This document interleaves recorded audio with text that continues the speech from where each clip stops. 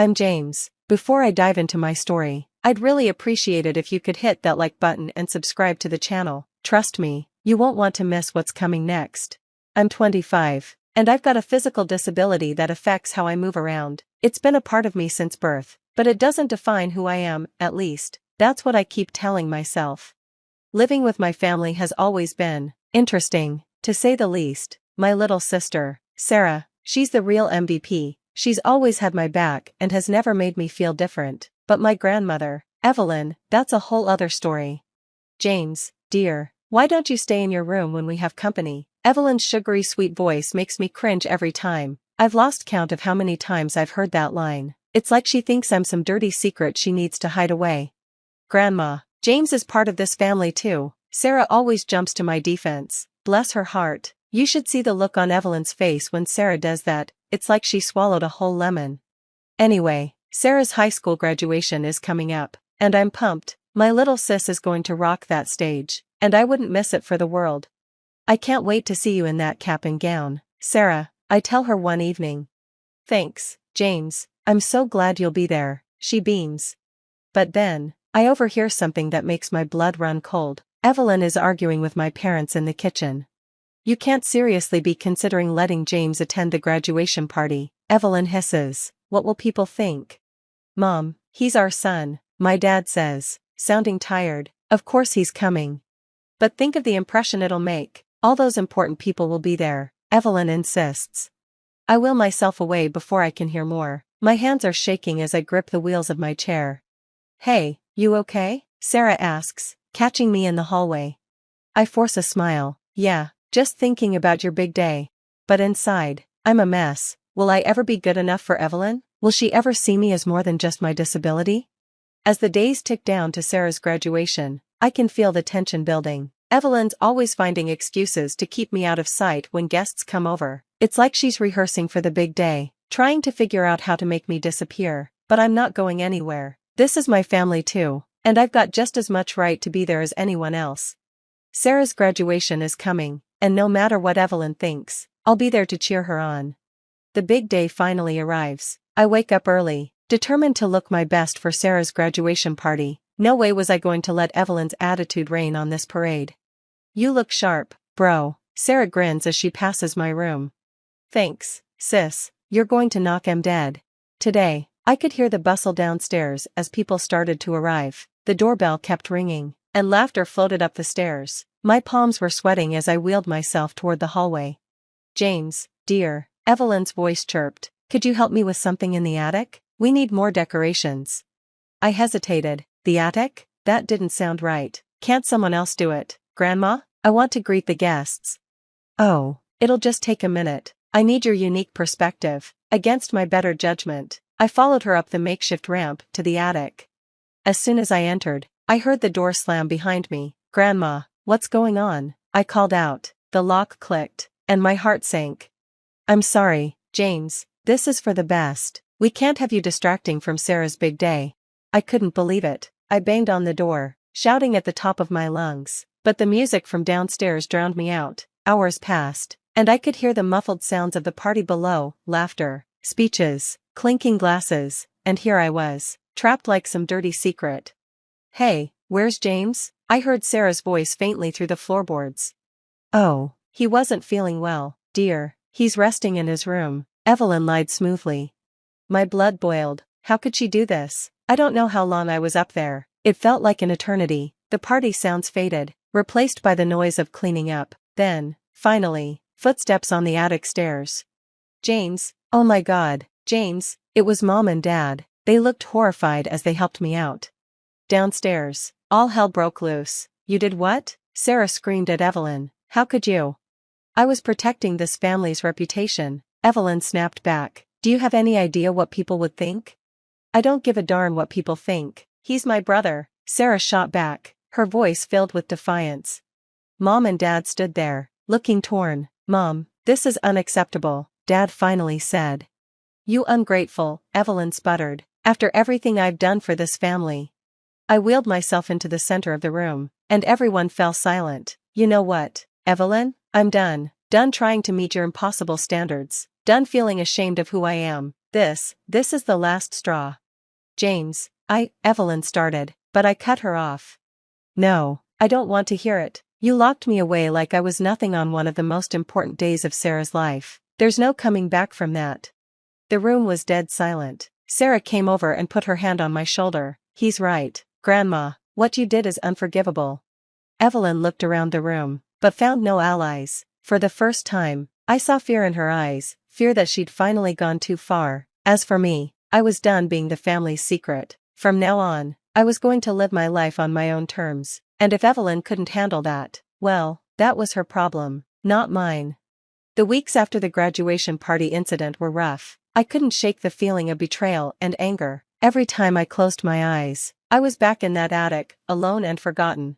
James, you need to eat something, Sarah said, placing a plate next to me. I'm not hungry, I mumbled, staring blankly at the TV. Sarah sighed. I've decided to postpone college for a year. I want to be here for you. I turned to her, shocked. What? No, you can't do that. Your future. You're more important right now, she insisted. Her words hit me hard. I realized I needed to do something, not just for myself, but for her too. The next day, I called a therapist. It wasn't easy, but talking helped. Slowly, I started to process what had happened. Have you considered volunteering? My therapist suggested one day. There's a local disability rights organization looking for help. I decided to give it a shot. On my first day, as I wheeled into their office, I felt a sense of belonging I'd never experienced before.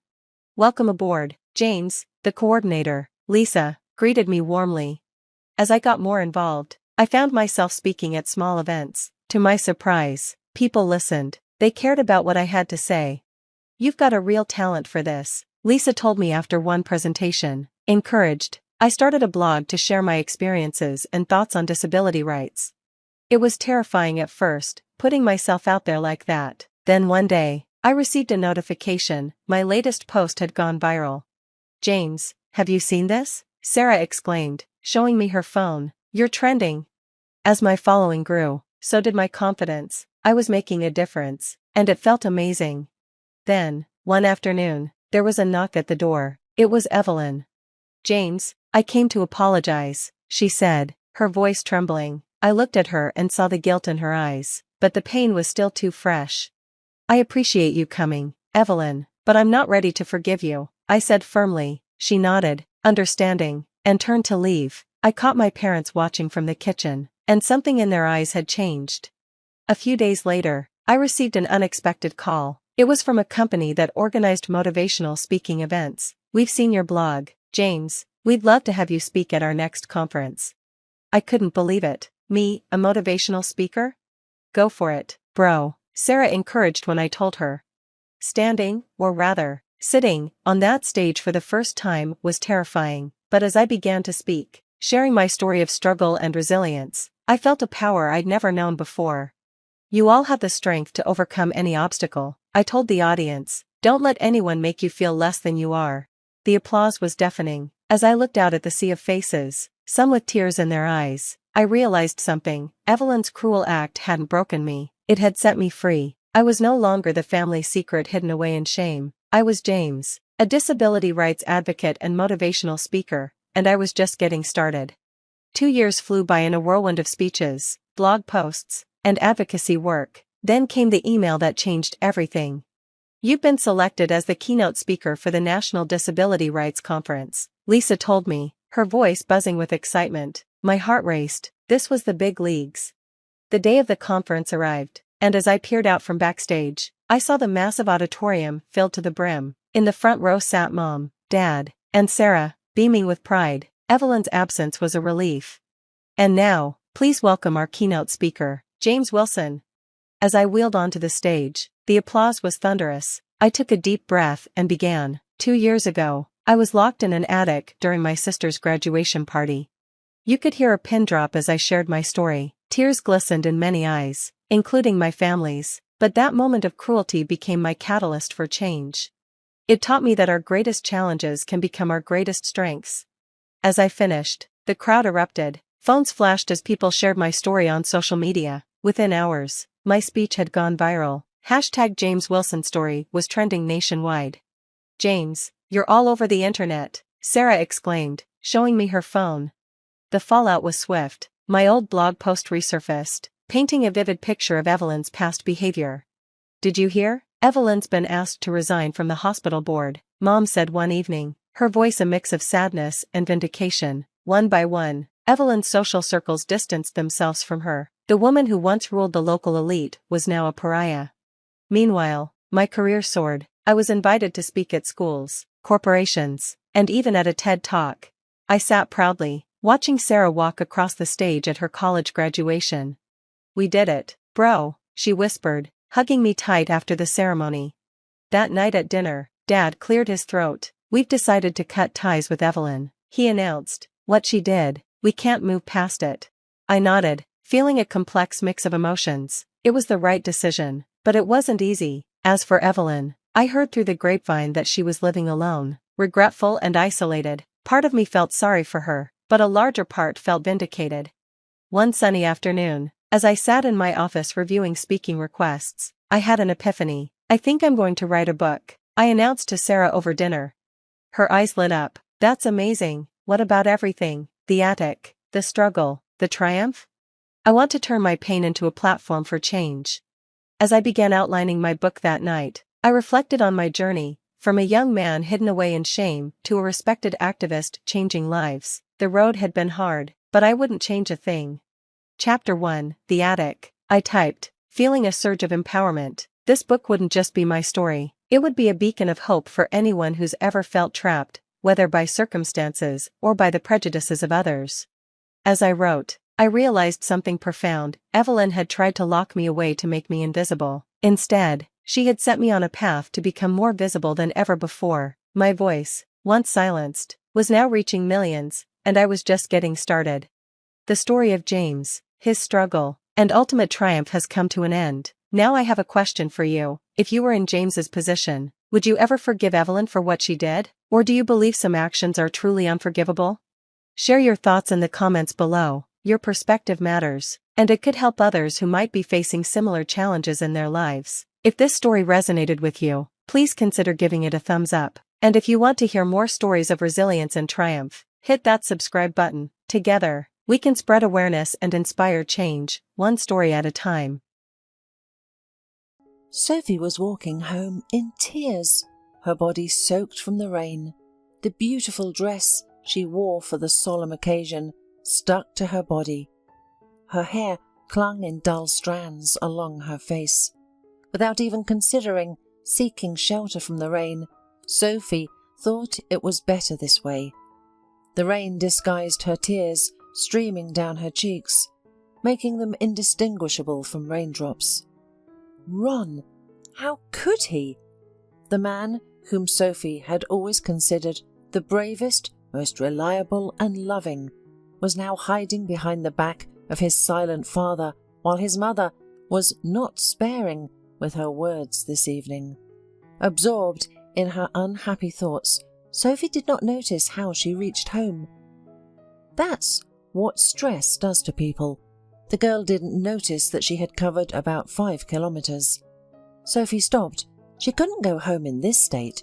Her mother would start asking questions, worrying, and becoming anxious. It could even be dangerous. Helen had a weak heart, and her condition had worsened with age, especially recently.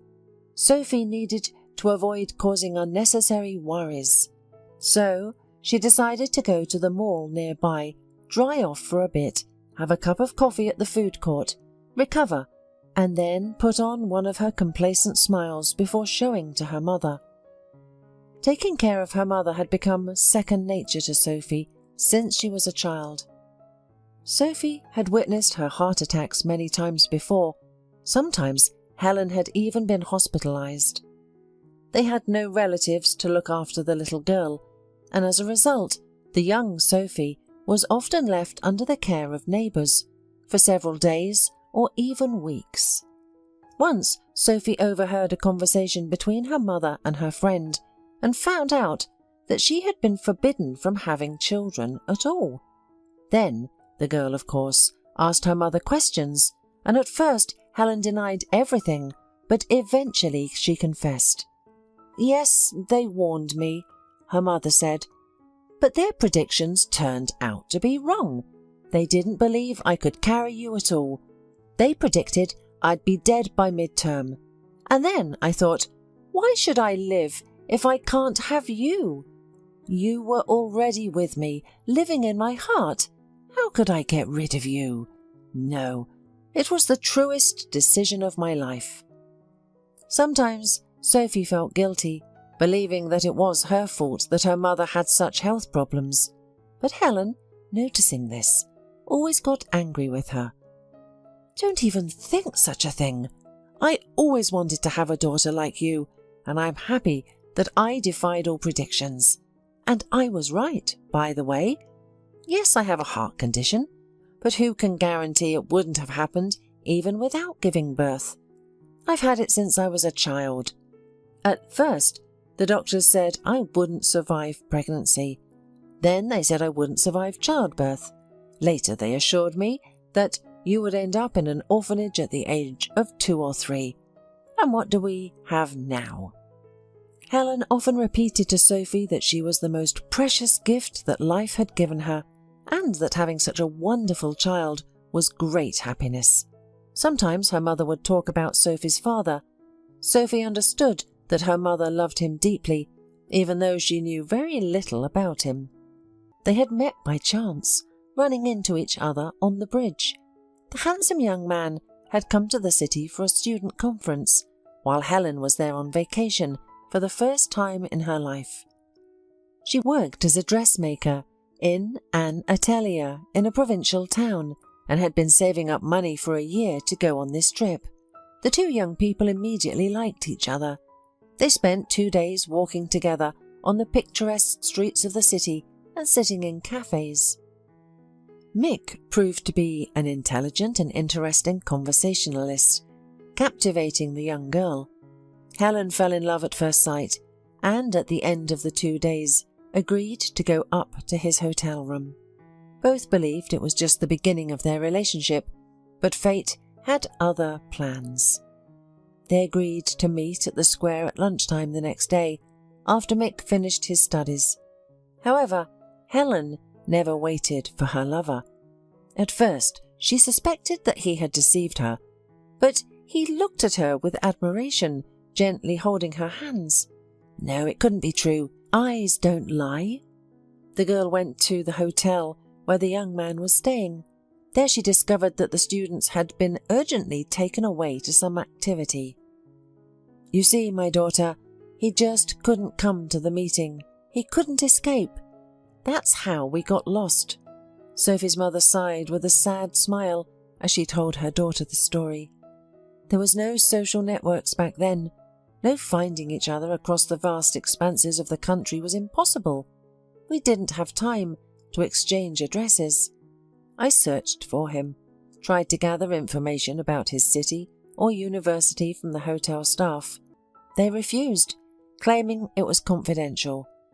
I'm sure he was also trying to find me, but at least I still had you. How could I refuse such happiness?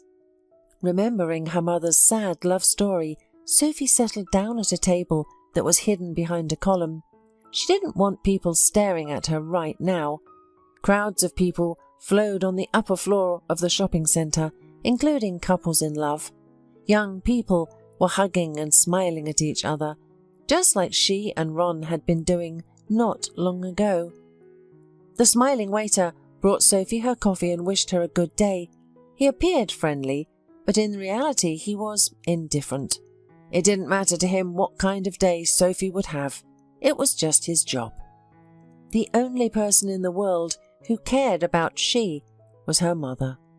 And her health was deteriorating. However, until tonight, Sophie held on to hope that Ron truly loved her too. He had told her so many times, but he was lying. Sophie savoured the hot summer aromatic drink, finding pleasure in its warmth. It made her feel slightly lighter, if only for a moment. Maybe it wasn't such a bad thing that Ron had shown his true colours today. It would be much worse if their relationship became more serious. and only then would he reveal his true nature, although what could be more serious than what they had? Sophie had actually thought that he was about to propose to her. Why else would he suddenly introduce her to his parents?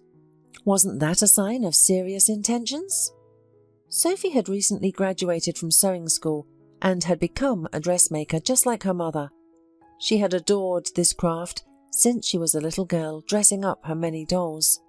She enjoyed coming up with interesting designs and selecting fabrics. It was like magic. A piece of fabric or a few scraps were transformed into a beautiful dress, turning any doll into a princess. Her mother worked long hours, leaving Sophie alone at home frequently, but the girl was never bored. Sewing distracted and entertained her, and brought her pleasure. Her mother, coming from work, sincerely admired her daughter's creations and predicted her career as a fashion designer. She even met Sophie's main masterpieces to her own atelier and showed them to her colleagues. But of course, Sophie did not become a fashion designer. After finishing school, she attended sewing courses and became a seamstress. She now worked at an atelier close to home. She enjoyed her work and excelled at fitting outfits perfectly to the client's figures. Over time, she was entrusted with the most challenging cases, which she handled with ease. Sophie ordered another coffee to warm herself up. She didn't want to get sick and infect her mother. It could be very dangerous for her. Recently, Sophie had accomplished something almost impossible. She arranged a consultation with a renowned professor of cardiology, and it didn't cost her a thing. Her mother would undergo an examination by the best specialist in the field, who might prescribe a treatment plan to alleviate her condition. Despite being in her 40s, her mother struggled to breathe when walking, like a senior woman. The bathroom cabinet was filled with bottles of medication. All of this worried and frightened Sophie. And Ron distracted the girl from these sad thoughts. He transported her to another world simply by his existing. The son of wealthy parents floated through like a carefree butterfly, meeting friends, travelling, and partying. Always smiling and cheerful, he seemed to radiate optimism to those around him. And of course Ron was handsome, tall, athletic, and well-defined features, a wide, white-toothed smile, and charming dimples on his cheeks. He perpetually had a bronze tan on his body. Ron often travelled to soak up the sun and splash in the turquoise waves. In addition, Ron dressed stylishly and tastefully. He looked like a guy from a fashion magazine and could easily have become a model, but he had entirely different plans for his life. He was studying at a prestigious economic university, nearing the end of his penultimate year when he met Sophie. The upcoming year held a mixture of challenges and excitement for him: exams, writing his diploma, graduation, and then joining his father's business. His father was a well-known local businessman and owned a network of car services. What could possibly connect this representative of the golden youth and a financially struggling seamstress? Their fateful meeting took place in a nightclub. Sophie was not a fan of such places, primarily due to the high expense. She spent a quarter of her salary just to go to this club, which was quite irrational considering her situation. However, her childhood friend and neighbour Katie pleaded with Sophie to accompany her. How could Sophie refuse her? From the start, Sophie was not fond of the club. After taking a table, Katie immediately rushed to the dance floor. Sophie spotted her friend's silhouette amidst the dancing crowd and wondered what she found appealing about this place. The music was so loud that it felt like the eardrums were about to burst. It was stuffy, cramped, and smoky. But since she was already here, Sophie felt obligated to stay with her friend until the end. She couldn't leave her alone. Katie managed to coax Sophie onto the dance floor a couple of times. "Did you come here just to sit around?" Katie asked with eyes brimming with joy. And so, Sophie danced among the crowd of young people, It was indeed enjoyable to let go and surrender herself to the rhythm of the music. During one of these moments, Ron approached her. He stood next to her and started dancing, imitating and complimenting Sophie's movements. The girl felt embarrassed and stopped dancing, but he smiled warmly and took her hand, leading her in a dance. He felt so skillfully and comfortably that it felt as if they were one. It was an irresistible sensation. While dancing, Sophie stole glances at her unexpected partner. He was undeniably handsome, stylish, and impeccably dressed. How could a guy like this even notice her? Perhaps the dance would end, and he would smile and return to his equally affluent friends. But Ron didn't leave. He asked for permission to accompany Sophie back to her table. Since Katie was still considering the dance floor, there was no one at the table. The young man asked to join Sophie. The girl's heart raced like a jackhammer. She couldn't believe that such a guy wanted to talk to her. They tried to have a conversation that evening, but the loud music made it nearly impossible. Nevertheless, Ron managed to show Sophie with compliments she had never heard before. "You are incredibly beautiful and graceful. Your eyes are stunning. The moment I saw them, something inside me turned over." Ron said this while looking directly into Sophie's eyes, and he appeared genuinely serious. It was clear that he wasn't joking, but expressing what he truly felt. Sophie was bewildered. Previously, she had only received compliments about her undeniable talent for sewing. She had no idea that she was beautiful. In school, boys never paid attention to her. They only noticed her classmates, who had more prominent physical features, while Sophie was skinny, tall, and angular. In sewing school, there were no guys, and the same was at work. Therefore, it was the first time Sophie had received such delightful compliments that had made her head spin. Of course, she immediately fell in love with Ron. In her eyes, he was the most handsome guy on earth. However, she couldn't believe that anything could be between them. They were too different.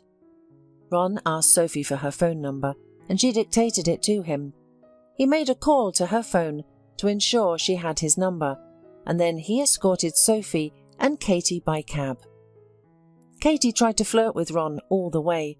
She, heated up by drinks and bright emotions, did not immediately notice that Ron sympathized not with her. He politely deflected her advances, and this only made Sophie more captivated by him. Before saying goodbye, Ron kissed Sophie's hand. It was evident that he desired more, to embrace her, perhaps even kiss her on the lips. Sophie sensed his longing, but Ron restrained himself and settled for an elegant gesture. Despite this, Sophie doubted whether Ron would call her back. The next day was a day off, and Sophie felt a mix of excitement and nervousness. On one hand, she longed for Ron's call and to experience the same emotions as the day before. On the other hand, she feared his disappointment. What if Ron finds flaws in the daylight, finds her boring, or realizes they are incompatible? The thought of seeing disappointment in his eyes scared her. When Ron called, he suggested picking up Sophie in an hour and taking a walk in the park and getting to know each other better. He confessed that he couldn't stop thinking about her after their meeting the day before. Sophie agreed with pleasure and began to prepare for the date with excitement. She tried on all the outfits and even applied light makeup, which she rarely did. She wanted to hide her fidgeting from her mother so as not to worry her. However, the woman noticed and asked with a smile, "Going on a date? I'm happy for you. Just be careful, okay?" "Don't worry, Mummy," Sophie assured her parent. "We're going to a crowded place." Sophie chose not to mention that she would be riding in the car of someone almost unknown to her. She couldn't prove that Ron was a good man, but she had seen his eyes, and that was enough for her to realize it.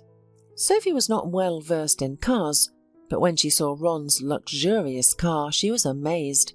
It was a dark blue, glossy and streamlined model. "The carriage is served." Ron smiled from the driver's seat. Sophie gathered her courage and got into the car. Despite the stark difference in wealth, Ron treated her sincerely, joked, complimented her, asked about her life, and shared about himself. Gradually, Sophie relaxed. Ron was natural, intelligent and charming. He was nothing like the spoiled sons of rich parents. They took a leisurely walk in a beautiful park, admiring the fountains, feeding ducks and laughing together. "I feel like I've finally met a soulmate," Ron shared his impression with Sophie. "You're so genuine, unlike anyone I've ever met." "What about others?" Sophie smiled. "Are they artificial or something?" "Exactly, artificial," exclaimed Ron. "That's the perfect word. Most girls are arrogant, demanding and capricious. They see me only as a wallet and for my appearance. I can sense it. But with you, it's entirely different." These words warmed Sophie's heart. It was delightful to know that she was special to Ron, not just one of many. "Yes, I can only empathize with you," the girl joked. "I guess you've been hanging around the wrong people." "Apparently," Ron smiled warmly at her. Their romance felt like a fairy tale to Sophie. Ron made her surprises, showered her with compliments, took her to interesting and unconventional places in the city that she had never even known existed. He genuinely enjoyed her reactions, surprise and admiration. "You're so easy to please, so easy to surprise," he would often say. "It's wonderful. I feel like an entirely different person around you. I can't even put it into words." Ron was deeply impressed by Sophie's sincerity and spoiled nature. He took care of Sophie, aiming to please and protect her. It was incredibly heartwarming. For the first time, Sophie felt like a real princess, beautiful, delicate and loved. She had never viewed herself in this way before. Helen noticed the changes in her daughter and knew about her boyfriend, and she began asking questions, concerned about her daughter's choice. When she learned that he was wealthy, she became uneasy. "Be careful, daughter. Rich people often choose partners who are their equals, and with others, they just have fun and spend time." "But what kind of stereotypes are those, Mum?" argued Sophie. "Ron isn't like that. Besides, it's the 21st century, and you're still clinging to relics of the past." "I just don't want him to break your heart," the mother said, shaking her head anxiously. But in the end, Helen was right. Time goes by, and nothing changes in the world. Perhaps Ron was initially captivated by Sophie. She was different from his previous girlfriends, modest, unspoiled, hard-working, without any whims, obedient, and full of admiration. Especially, Sophie tried to please Ron by adjusting to his wishes and often agreeing with him, even when she had different thoughts. She wanted him to be happy with her. But they could not have a future together, of course. Only blinded by feelings, the girl refused to accept this fact. Sophie and Ron had already been together for almost a year. Relations between them had become more and more serious. She couldn't imagine life without him. And he also wanted to spend as much time with her as possible. However, Ron was finishing his studies, and his time was limited. One day, they were looking at Ron's photos from his travels. "Someday I'll show you all this beauty. You'll look wonderful in a white swimsuit against the waves of the ocean. When I graduate, I'll announce that I have a fiancé." "Fiancé?" Sophie's heart sank. It seemed like a proposal. "Of course, my fiancé," Ron nodded. "What's wrong with that? It seemed obvious to me that we'd get married. It's not the right time yet, but the event is just around the corner." Sophie hugged Ron tightly, pressing herself against him and closing her eyes. She felt truly happy. Ron hadn't formally proposed to her. There was no ring or discussion of wedding plans. However, from that conversation, it was implied that they would marry sooner or later. After graduation from university, Ron started working for his father. As expected, he began earning a decent salary. Previously, his parents had supported him, which Ron never hid. Now he was becoming financially independent, which pleased him greatly. Sophie celebrated with him and dreamt that he would soon propose. However, several months passed after his graduation and still no proposal came. Then one day, Ron said that it was time for Sophie to meet his parents, as their relationship was serious. His family was eager to meet his chosen one. Sophie felt anxious about Ron's relatives. Family had always been important to him, and she didn't want to disappoint his parents. "Darling, why are you worried? Everything will be fine." As always, Sophie believed Ron's words without any questions. He had proven to be strong, reliable, and decisive. If he said everything would be fine, she trusted that it would be. The meeting was scheduled for Friday evening at one of the most luxurious restaurants in the city. Sophie checked out photos of the restaurant on social media and grew even more nervous. She always felt awkward in such settings, although Ron had invited her to similar places before. However, this time, she would have to interact with his parents, and she wanted to make a good impression on her future in-laws, hoping for peace, harmony, and warm relations in their future family. Sophie decided not to inform her mother about the upcoming meeting to prevent her from getting excited. Lately, her health had been deteriorating. She often felt dizzy and had heartaches. Even just getting to work was a struggle, as she had to stop and catch her breath at every dozen of steps. The doctors were dismissive, telling her, "What do you expect? You have a serious condition. We warned you not to have children, but you didn't listen. The disease is progressing rapidly. We're not miracle workers. We can't perform miracles."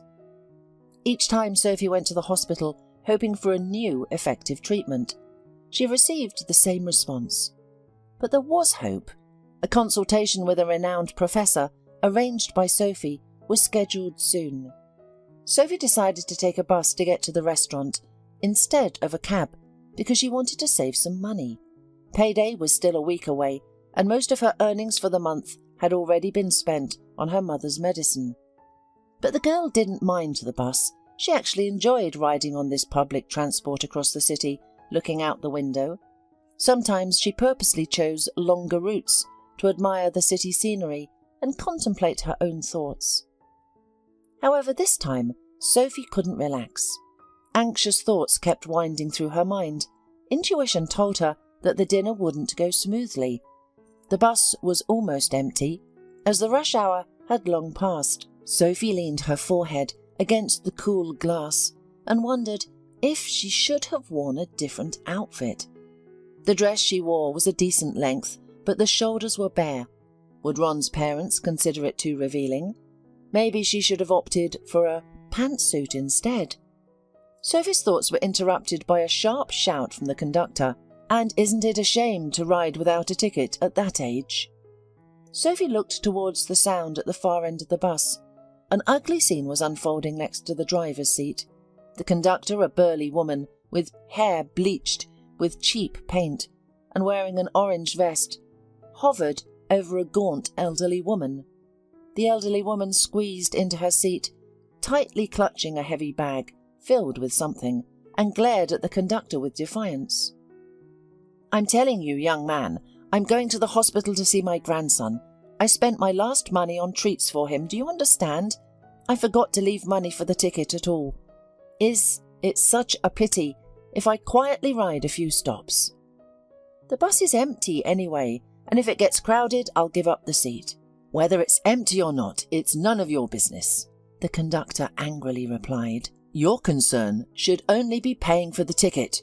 Please pay the required amount or kindly leave the bus. If I let everyone ride for free, I would be fired." The elderly woman continued to explain that she was going to visit her grandson in the hospital and had bought him medicine, food, and other necessities. She desperately tried to reach the conductor's heart, but the conductor remained stubborn, demanding payment for the fare or asking the elderly woman to leave. Sophie felt a deep sympathy for the woman who was so eager to see her grandson. The fare wasn't a significant amount. Though Sophie wasn't wealthy, she knew she could spare some change for a good deed. "Here, I'll pay for this, Granny," Sophie said, handing some change. The conductor looked at the elderly woman contemptuously and gave Sophie a ticket. Sophie immediately handed the ticket to the old woman and intended to return to her seat.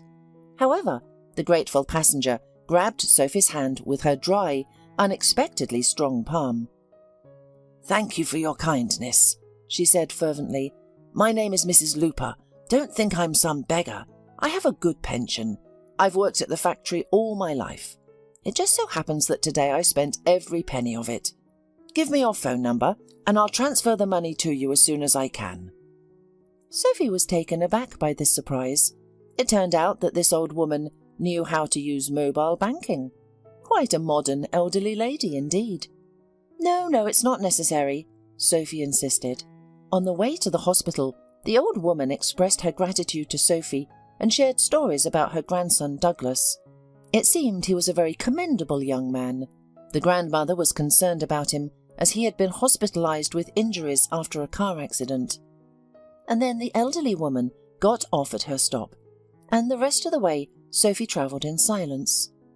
The chatty woman had momentarily distracted her from her anxious thoughts and eased her excitement, but as soon as Sophie was alone again, her worries returned, manoeuvring in her mind.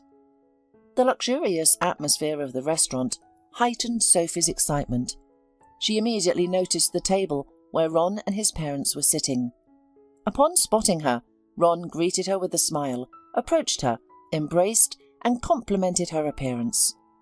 All of this, of course, lifted Sophie's spirits. She always felt safe next to Ron. As it later turned out, falsely. Ron's parents looked exactly as Sophie had imagined them. His father, an athletic and well-groomed man, with elegant grey hair at his temples, had a tan and handsome features with dimples on his cheeks. It was clear who the son resembled. The mother was also well-groomed, appeared as if she frequented beauty parlours. Her face was smooth with flawless skin, impeccable manicure, and a regal posture and cold gaze from her light blue eyes. Sophie felt as if she had been hit by an icy shower when she looked at her. At that moment she understood everything on an intuitive level, although hope for a favourable outcome still lingered in her mind. "Well, hello, dear young lady." Ron's father greeted Sophie without a smile. "Good evening," the girl greeted with a broad smile. "Finally we meet you," Ron's mother said, stretching her lips into a semblance of a polite smile, but her eyes remained serious and cold. Everyone introduced themselves, and the waiter brought their order. Initially, the conversation revolved around trivial topics. The weather, city news. Sophie inserted her own lines periodically, trying to be an active participant in the conversation. After each of her statements, Ron's parents exchanged meaningful glances. Sophie observed their reactions attentively, as did Ron. He looked at his parents' faces, trying to gauge their emotions. At that moment, he appeared less like an independent adult and more like a small child, and Sophie didn't particularly like that change. "Tell us a little about yourself," Ron's mother asked. "Our son is serious about you because he doesn't introduce us to every girlfriend he has. Although, of course, this is not the first time it has happened. Ron tends to fall in love easily. Nevertheless, I would like to know more about you."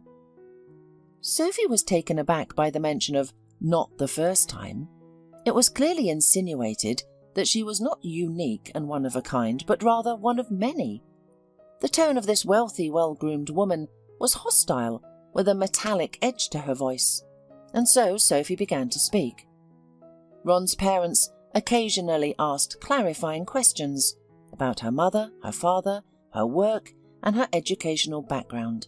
The girls' answers elicited a strange reaction from them. They exchanged glances and smirked. It was unpleasant. As for Ron, He sat next to his mother in silence. He didn't even attempt to lighten the atmosphere or support his girlfriend. "And why sewing school?" Ron's mother asked. "You probably didn't perform well in school, otherwise you would have gone to college and gotten a more promising field, wouldn't you?" Sophie let the barb pass by her ears. It was clear that this lady was trying to hurt her, to provoke a reaction, but she wouldn't give her the satisfaction. Sophie did well in school, very well in fact. It's just, she had to start working earlier.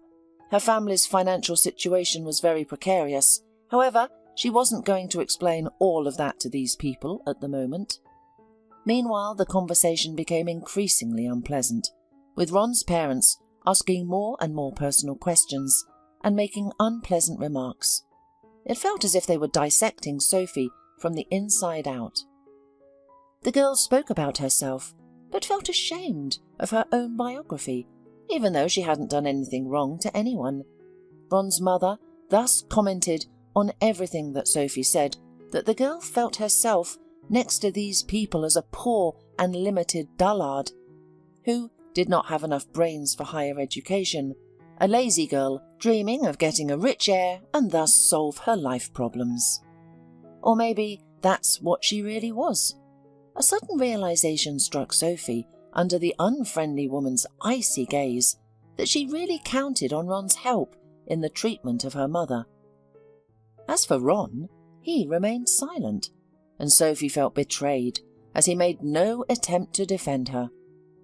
It was completely out of character for him and left the girl even more confused. Ron had always been by her side, supporting and encouraging her. Now he resembled a scared little boy, afraid of his parents' disapproval. At that moment, Sophie realized the truth. She and Ron would never have a future together. His parents had made it abundantly clear to their son.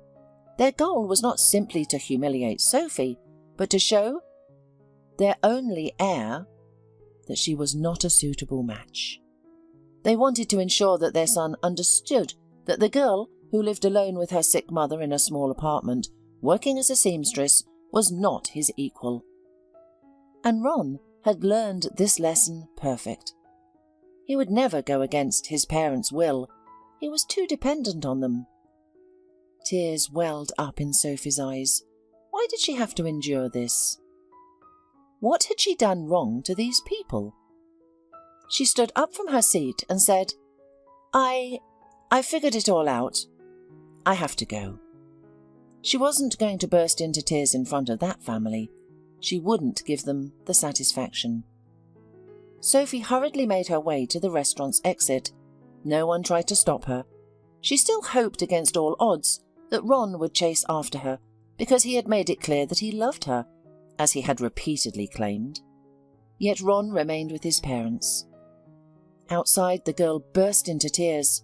Fortunately, it was raining heavily, concealing her tears from others. Passers-by sought shelter under awnings to wait out the downpour, but Sophie continued walking, oblivious to the inconvenience. Her mind was in a tumultuous state. How could Ron do this to her? She had so much faith in him, believing that she had found her soulmate at such a young age. But it turned out that she had been deluding herself. Ron was only interested in her as a passing fancy. He was accustomed to dating spoiled princesses, and Sophie, a humble girl who had never experienced anything bright or exciting, must have been a refreshing change for him. It must have been gratifying for him to play the role of a generous benefactor, opening up a world of possibilities for the poor girl. Clearly, he didn't have genuine feelings for her. Otherwise, Ron would not have sat there like a statue, while his mother humiliated her before his very eyes. Now Sophie was sitting in a mall, drinking one cup of coffee after another. Her hair had almost completely dried, curling beautifully. Her dress was also almost dry, and she had regained enough composure to face her mother. She would act as if nothing had happened, even if her heart felt heavy. Her mother must not notice. She had to protect her, the only person in the world who truly loved her and always would. Perhaps all men were the same as Ron. They could sweet talk and then discard you once they had had their fun. Maybe her own father had been the same. Sophie returned home and went straight to the bathroom. "Did you get caught in the rain?" her mother asked, lying in the bedroom and clutching her heart. It was aching again. "Yes," the girl replied with a careless smile. "I got completely soaked. I want to take a hot shower so I don't get sick." "I'll make you some tea." "No, you rest. I'll do it myself." In the shower, Sophie shed a few more tears. This time, they brought relief and washed away the negative emotions. Since that evening, Sophie had been acting like nothing had happened, but her mother still noticed the changes in her daughter. It was impossible to hide anything from her attentive gaze. "Did you have a quarrel with Ron?" "Oh, how did you know?" "Well, for one thing, you're not going out anymore. That's hard to miss. And secondly, you've been wearing a sad expression lately." "Yes, we broke up." Sophie nodded. "Turns out he's a bit of a mama's boy. Good thing I realized it in time." "Did he hurt you?" "No, I just saw that he's not the kind of guy I want to be with. I was upset and disappointed, of course, but it's all good now. The Ron I fell in love with never really existed, you know. I just imagined him. That's why I'm sad, but I'll be smarter from now on." Sophie smiled broadly, assuring her mother that everything was fine. But deep down, she was still in pain. Her dreams of a happy life with the man she loved had been shattered. Sophie still longingly remembered the Ron she had imagined before their meeting in the restaurant. She had thought he was perfect, and then she realized that such a person probably didn't exist at all. It was painful and frightening. Sophie tried to carry on with her life, working, meeting people and reading a lot. To distract herself, she constantly cleaned the apartment. The house was spotlessly clean, but her soul remained heavy and burdened. And then came the long-awaited appointment with the professor. Sophie went to the clinic with her mother. The professor turned out to be a tall, thin man in his 50s with sharp blue eyes. He carefully reviewed the medical history of the patient, said nothing, but ordered several additional tests. All the necessary procedures were carried out without waiting in the same clinic. Sophie was delighted with the attentive care. It was nothing like the local clinic. As it turned out, the professor was rushing for a reason. Out of his experience, he immediately realized the severity of the case. After all the tests, they returned to the office. The professor was ready to deliver his verdict. "Well, I have nothing good to tell you," he said, waving his hands. "I can't believe that such a quite young woman has such a condition. Your heart is worn out and barely functioning. Medication won't help. We need to perform surgery." Sophie gripped her mother's hands tightly as she listened intently to the doctor, trying to remain calm. "The surgery should have been done a long time ago. I don't understand how your primary doctor let the situation deteriorate like this." Irritation was evident in the professor's voice. "You could even consider suing him later, but for now the main focus is the operation." The professor then provided the details. The upcoming operation was complex, very complex. Not every cardiac surgeon would be willing to perform it on a patient in such a condition. Treatment in the capital was necessary, which meant travel, accommodation, and payment for expensive medications. And the operation itself cost some money. Insurance didn't cover everything. Sophie and her mother had no way of coming up with such a sum unless they sold their apartment and ended up on the street. "It must be done as soon as possible," said the professor seriously, looking at the bewildered visitors. "Every day counts." "What happens if I don't have the operation?" asked Helen. "I can't imagine where we would get that kind of money. Is medicine therapy an option?" "No," the doctor replied. "Medication won't help. Only surgery." On the way home, both mother and daughter remained silent, lost in their own thoughts. The woman faced a difficult choice: to fight or accept the situation as it was, knowing that the odds were stacked against them. Sophie feverishly searched for a way out, seeing no other option but to fight for her mother's life until the very end. Once home, the first thing the girl did was call every charitable foundation. Sophie hoped for their help and was certain they would assist, but no one was willing to help. She received different responses to her appeals. Some said that they only specialized in helping sick children, as if adults didn't face difficult situations or have a desire to live. Others gave unclear refusals, without providing reasons. Only in one place did Sophie get some clarity. "You see," explained the woman who answered the call with a guilty voice, "your situation isn't spectacular enough. People feel sorry for little children and donate money to them. They also help the mothers of these children so that they don't become orphans. But your mother is an adult, working, and she has already raised her daughter. So there's practically no chance people will respond to your request." Sophie was grateful to her interlocutor for this harsh truth. At least now she understood why all the funds were rejecting them. And it meant that they had to find other ways to overcome their difficult situation. "Mum, let's lower the price of the apartment so that we can find a buyer soon," the girl suggested. "What do you mean?" sighed her mother. "We don't even know if the operation will help or not. Plus, if we sell the apartment, you'll be left without a home." "No," Sophie exclaimed. "No, don't even think about it. We'll find the money."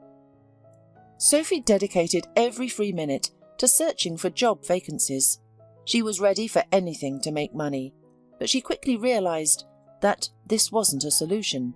By the time she secured a job and worked for a couple of months to apply for a loan, precious time would be lost. Sophie felt desperate. She cried every day out of helplessness, concealing her tears from her mother. But Helen, on the other hand, seemed surprisingly calm. She appeared to have accepted her fate and didn't even attempt to do anything, knowing it would be futile. One day Sophie took a desperate step. With no one else to turn to, she dialed Ron's number. Yes, they hadn't communicated all this time. Ron didn't call, didn't write, and didn't even attempt to apologize to his parents at the restaurant. It seemed he was content with the fact that Sophie had disappeared from his life.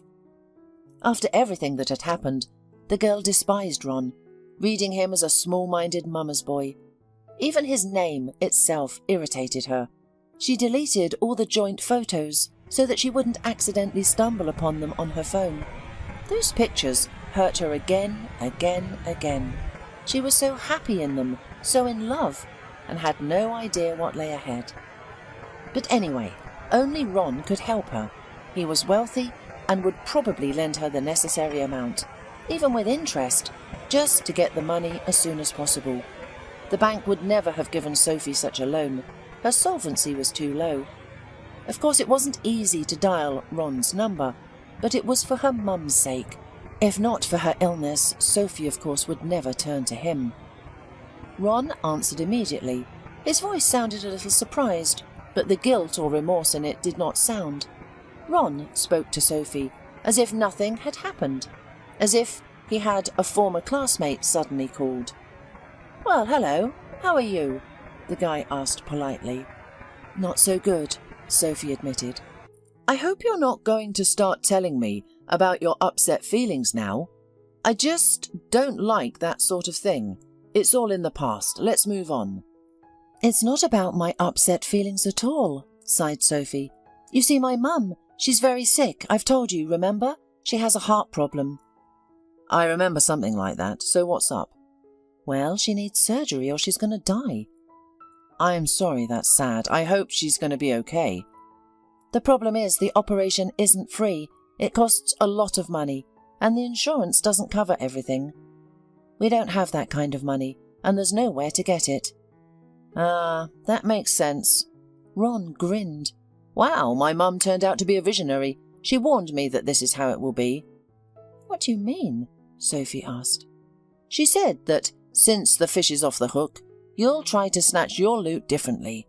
Really, Mum, thought it would be a heartbreaking story about your own illness, or the news of your suddenly discovered pregnancy. But you brought your mother into it." Sophie was taken aback. Did Ron really think she was just trying to spin him for money? Did he completely understand nothing about her while they were dating? How can Ron say that? It's hurtful, painful, hard, unfair. And these reproaches and accusations of mercantilism hurt her soul. However, Sophie took herself in hand. She couldn't show weakness and take offence now. Ron was her last hope. "Ron, listen. It's all true. I can show you the medical papers, the professor's report, the price list of the clinic."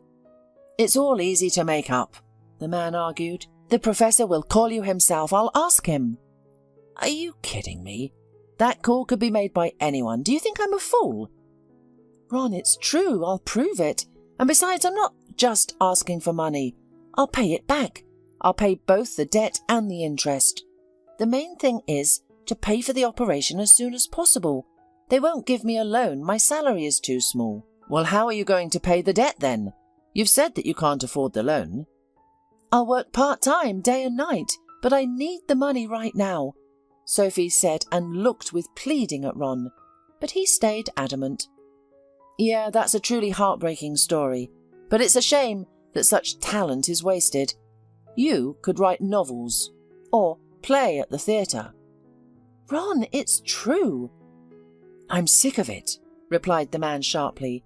"Tired of listening to this nonsense, and after all, I initially still felt guilty that it all turned out so. You seemed, to me, a naive and sincere girl, and now I see that my mother was right, accurately predicted your behaviour. That's it. Don't call me again," said Ron, and hung up. Sophie dialed Ron's number again and again. She thought that she simply had failed to convey to him the seriousness of the situation. She should explain it better. He would understand. But Ron seemed to have blocked her number. That's all. The last hope evaporated like dew on a hot summer day.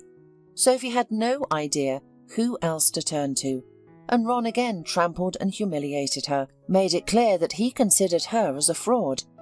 Tears spurted from the girl's eyes. She couldn't and didn't want to hold them back. She had been crying a lot lately. Sophie was at the bus stop. Good thing there were no other people around. How would they react to a girl sobbing at the top of her lungs? Sophie powerlessly sank on the bench, wrapping her arms around herself. Her whole body was trembling uncontrollably. It felt like hysteria. Sophie was exhausted from fighting, tired of being rejected, after knocking on every door. And then Ron. She had turned to the man who had once trampled and humiliated her, and he had done it again. But the worst part was that Sophie couldn't help her mum. Helen had become weaker right before Sophie's eyes, unable to even go to work anymore, and stuck on endless sick leave. The boss even threatened to dismiss her. Who would want such an employee? If it weren't for Sophie, her mother would be feeling much better now.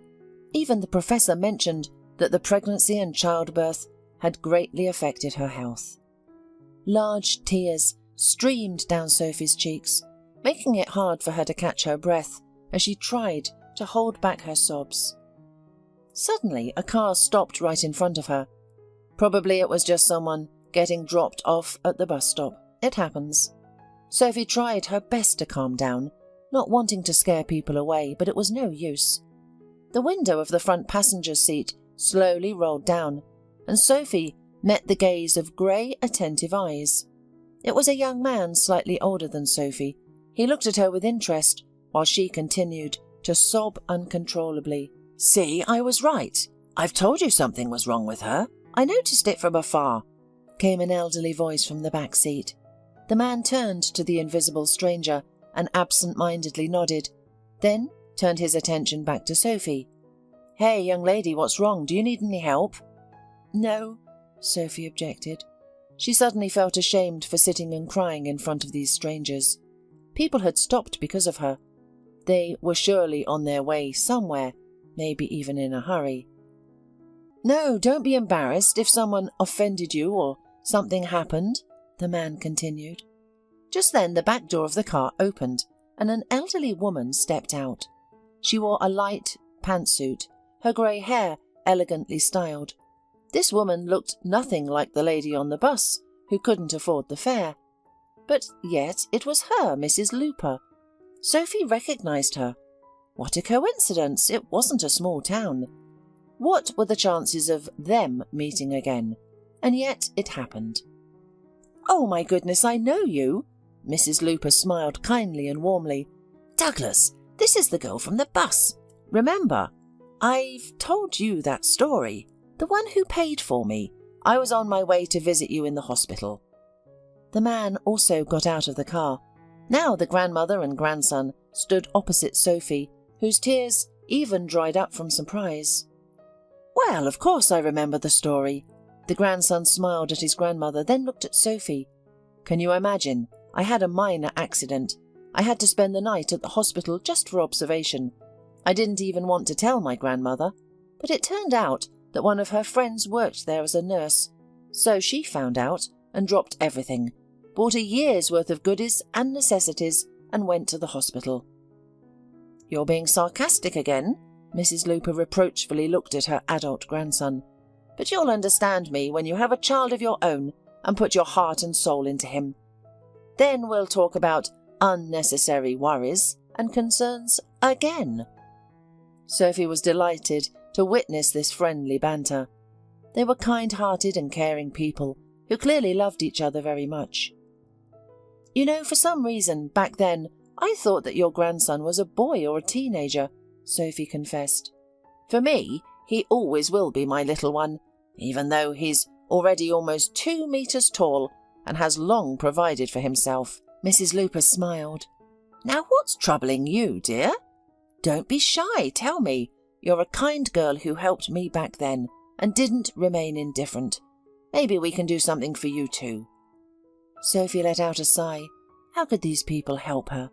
Sophie faced unsolvable problems, and no one in the whole world could assist her.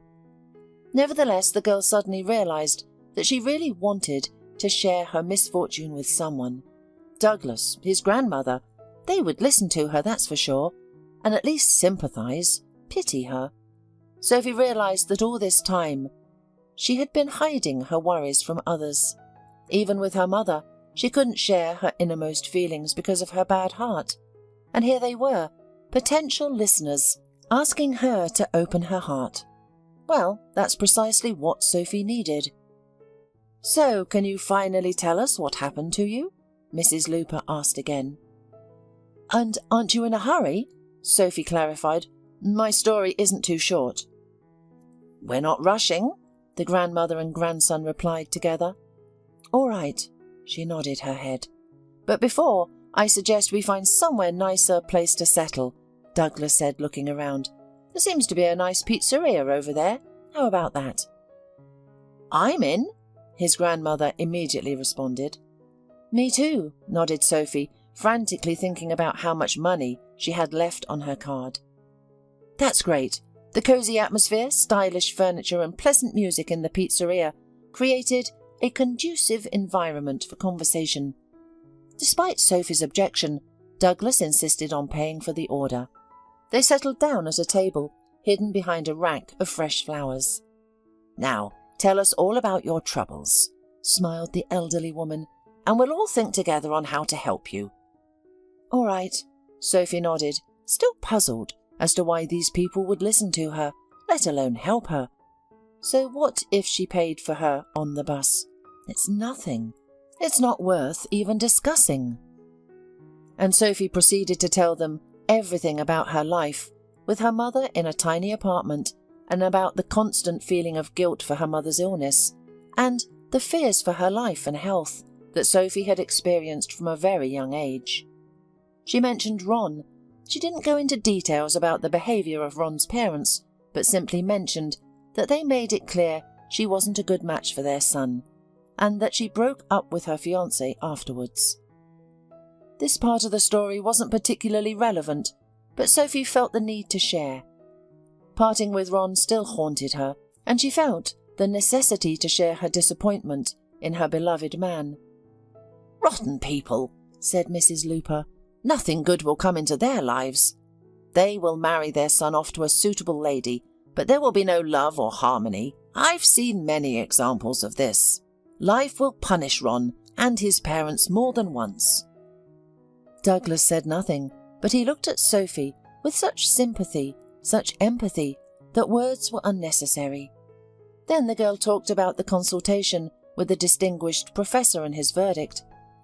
"And now my mum needs an expensive operation urgently. I've tried to find the money. I've done everything. I even turned to Ron, but he said that I was a scammer. That's why I burst into tears at the bus stop after talking to him." "What a fool!" exclaimed the elderly woman in her heart. "He doesn't know anything about people. I see you for the second time in my life, and I understand that you are a very honest and modest girl. Yet he has known you for so long and hasn't realized anything. He is a real fool." "In short, I have nowhere to get the money," summarized Sophie, "and without the surgery, my mum... The girl couldn't bring herself to say the terrible word, but the listeners understood. Mrs. Looper put her arm around Sophie's shoulders and started stroking her head. Sophie cried again, unable to stop these foolish tears. For the first time, she was truly being listened to. For the first time, she was being sympathized with. That meant a lot. But the trouble didn't go away. The problems didn't disappear on their own, and money didn't materialize out of thin air. The old woman comforted Sophie with soothing words, making her feel better. Meanwhile, Douglas stared at them in silence, lost in thought. "How much money are we talking about?" the man finally asked. Sophie provided the figures, which were driving herself to panic. Douglas raised his eyebrows in surprise. "And there's no way this operation can be done for free?" "It can," replied Sophie, who had regained control of her emotions with the help of the kind woman. "You can get it for free, but you have to wait in line for almost a year. My mum doesn't have that much time." "Well, I am willing to contribute such a sum for her treatment," said Douglas. The grandmother looked at her grandson with pride and approval, while Sophie looked at him in surprise. Could Douglas provide such a large sum of money? He didn't seem like a rich man at all. He dressed modestly. His car was good, but not fancy like Ron's. And besides, how could she accept such a generous gift from almost strangers? "I'm afraid I don't think I can accept that amount of money. It just doesn't seem right." "It's right and fair," reassured Mrs. Looper. "You helped me in a difficult situation, and now Douglas is helping you. It's like a boomerang. Have you heard of it?" "But the sums are very different." "So what?" the elderly lady persisted. "It's a matter of opportunities." "Don't worry," smiled Douglas, placing his warm palm on Sophie's hand in a friendly and comforting gesture. "I do have the means. Besides, I set aside a certain amount of money for charity every year. It's a firm rule. So—" Sophie couldn't understand anything. If Douglas was such a rich man, why didn't his grandmother have enough money to travel with him? "Douglas is a good boy, a successful businessman," proudly declared the elderly lady. "I raised him from infancy after his parents died. I'm not even his real grandmother, just a lonely neighbour who couldn't bear the thought of my nice neighbour's child ending up in an orphanage. I took him in and raised him as my own grandchild. And he was smart and serious from a young age. I knew he would go far, and he did." "Grandma never misses a chance to brag about me," smiled Douglas, "but she's right. I've managed to build a successful business that generates a stable income.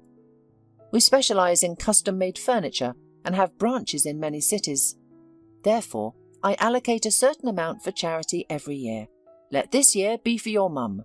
Moreover, it seems like fate. It self-orchestrated our meeting.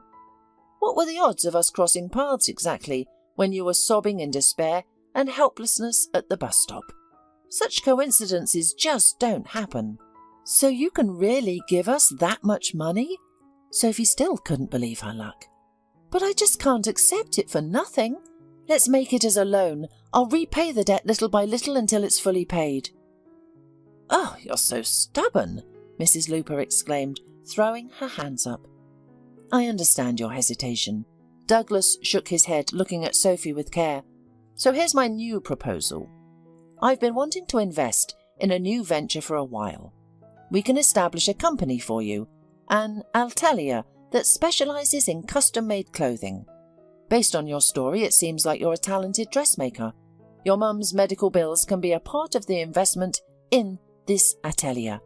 Eventually, when the business starts generating profits, which it will, because I'm good at that sort of thing, you can gradually repay me from the investor's share of the profits. Do you understand?"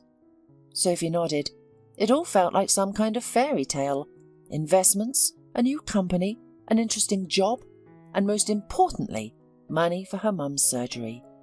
Was this really happening?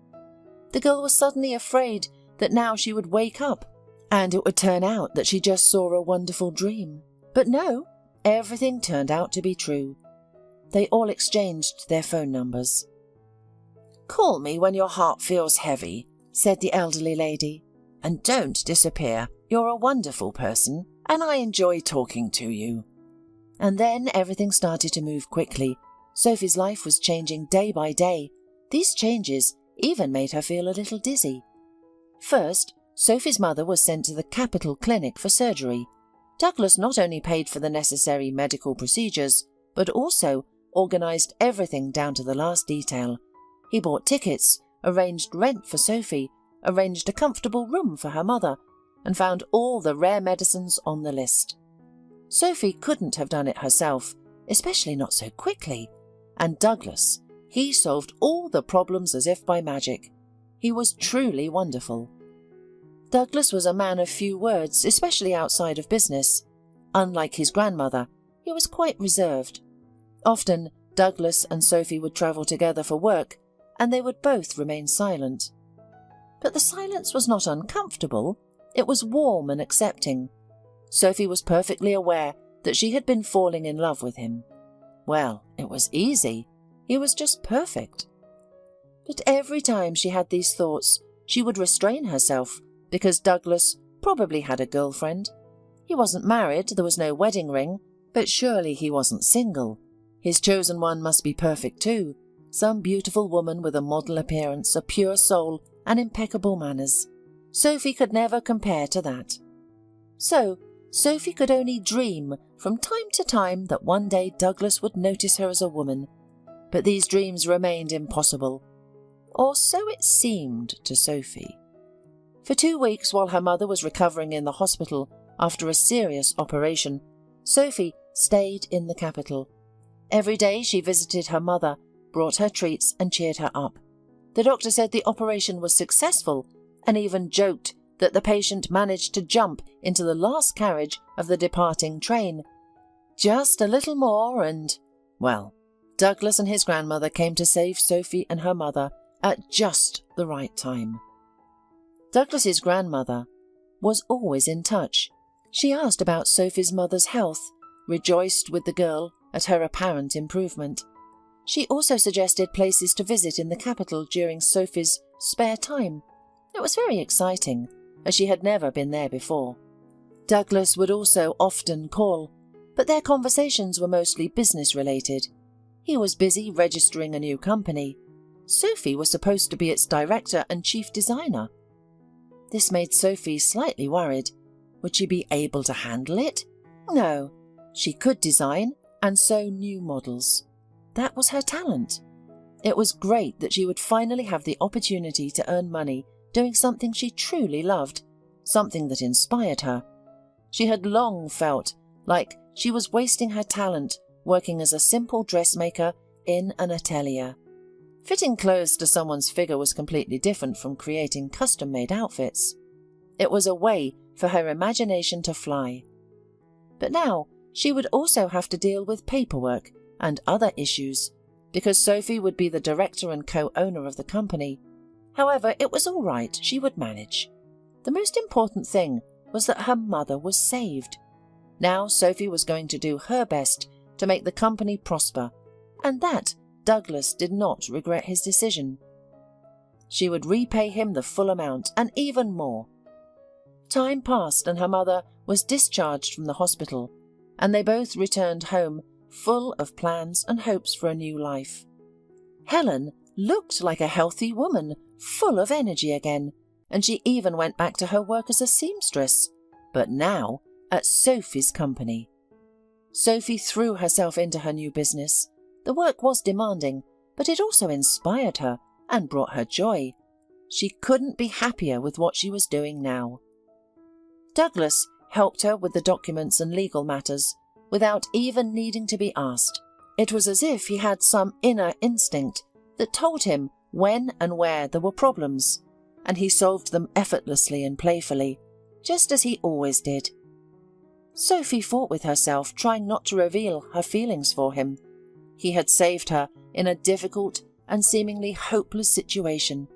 Of course, that role as her saviour sparked romantic feelings in Sophie, but did Douglas need that? Probably not. He was just a good man who couldn't ignore the misfortune of a sobbing girl at the bus stop, especially when he had the means to help her. He was also a businessman who decided to try a new project, a tailor shop. It had the potential to be profitable, and that's why he got involved. Nothing more. Douglas was always serious, silent, and even a little gloomy. It was hard to imagine how kind and sensitive he truly was just by looking at him. He occasionally spoke harshly and curtly with his subordinates, especially with those he wasn't close to. Once he shared a bit about his life with Sophie. It happened one evening while they were up late working on a report. Douglas had lost his parents at a young age. Their wooden house caught fire. A vigilant neighbour, Mrs. Looper, had called the fire department in time. They arrived quickly, but it was too late to save the house. Douglas was fortunate. His mother put him down for an afternoon nap in a stroller in the yard, while she herself was busy in the kitchen. Unfortunately, a fire broke out, trapping both of Douglas's parents. However, Douglas was unharmed. The concerned neighbour who raised the alarm took the boy in. She had always admired Douglas's parents, considering them hard-working and a good couple. She often spoke highly of them and their ambitions for success. They could have achieved so much in life if it weren't for the fire, she would occasionally lament. Now you have to live for 3 and fulfill all your parents' plans and dreams. Douglas took this to heart and worked hard to make his parents proud. He excelled in his studies and even found time for hobbies and extra classes. Even as a child, Douglas showed talent in making simple furniture. At the age of 15, he and a few friends sold their creations in his garage. The lightweight chairs and tables quickly sold out, and Douglas received his first future orders. Gradually, Douglas established his own production, and by his 20th, he had his own company with employees and suppliers. He then decided to attend a local college to learn how to properly and legally conduct his business. He successfully listened to the economic program and eventually expanded his little company. Sophie was even more interested with Douglas after hearing his story. What an incredible man! From making homemade furniture to owning a network of furniture production. Amazing! Lucky for his girlfriend, I wonder what she's like. And how does she feel about the fact that her beloved literally disappears day and night to work with his furniture mini empire? And now with my atelier, thought Sophie sometimes. Over time, she became more business savvy and started handling most issues on her own, without relying on Douglas's help. She even fulfilled her long-standing dream of getting her driver's license and buying a car. Sophie was a cautious driver, but unfortunately she couldn't control the actions of other reckless drivers on the road. One day she encountered a driver who was breaking the rules of the road.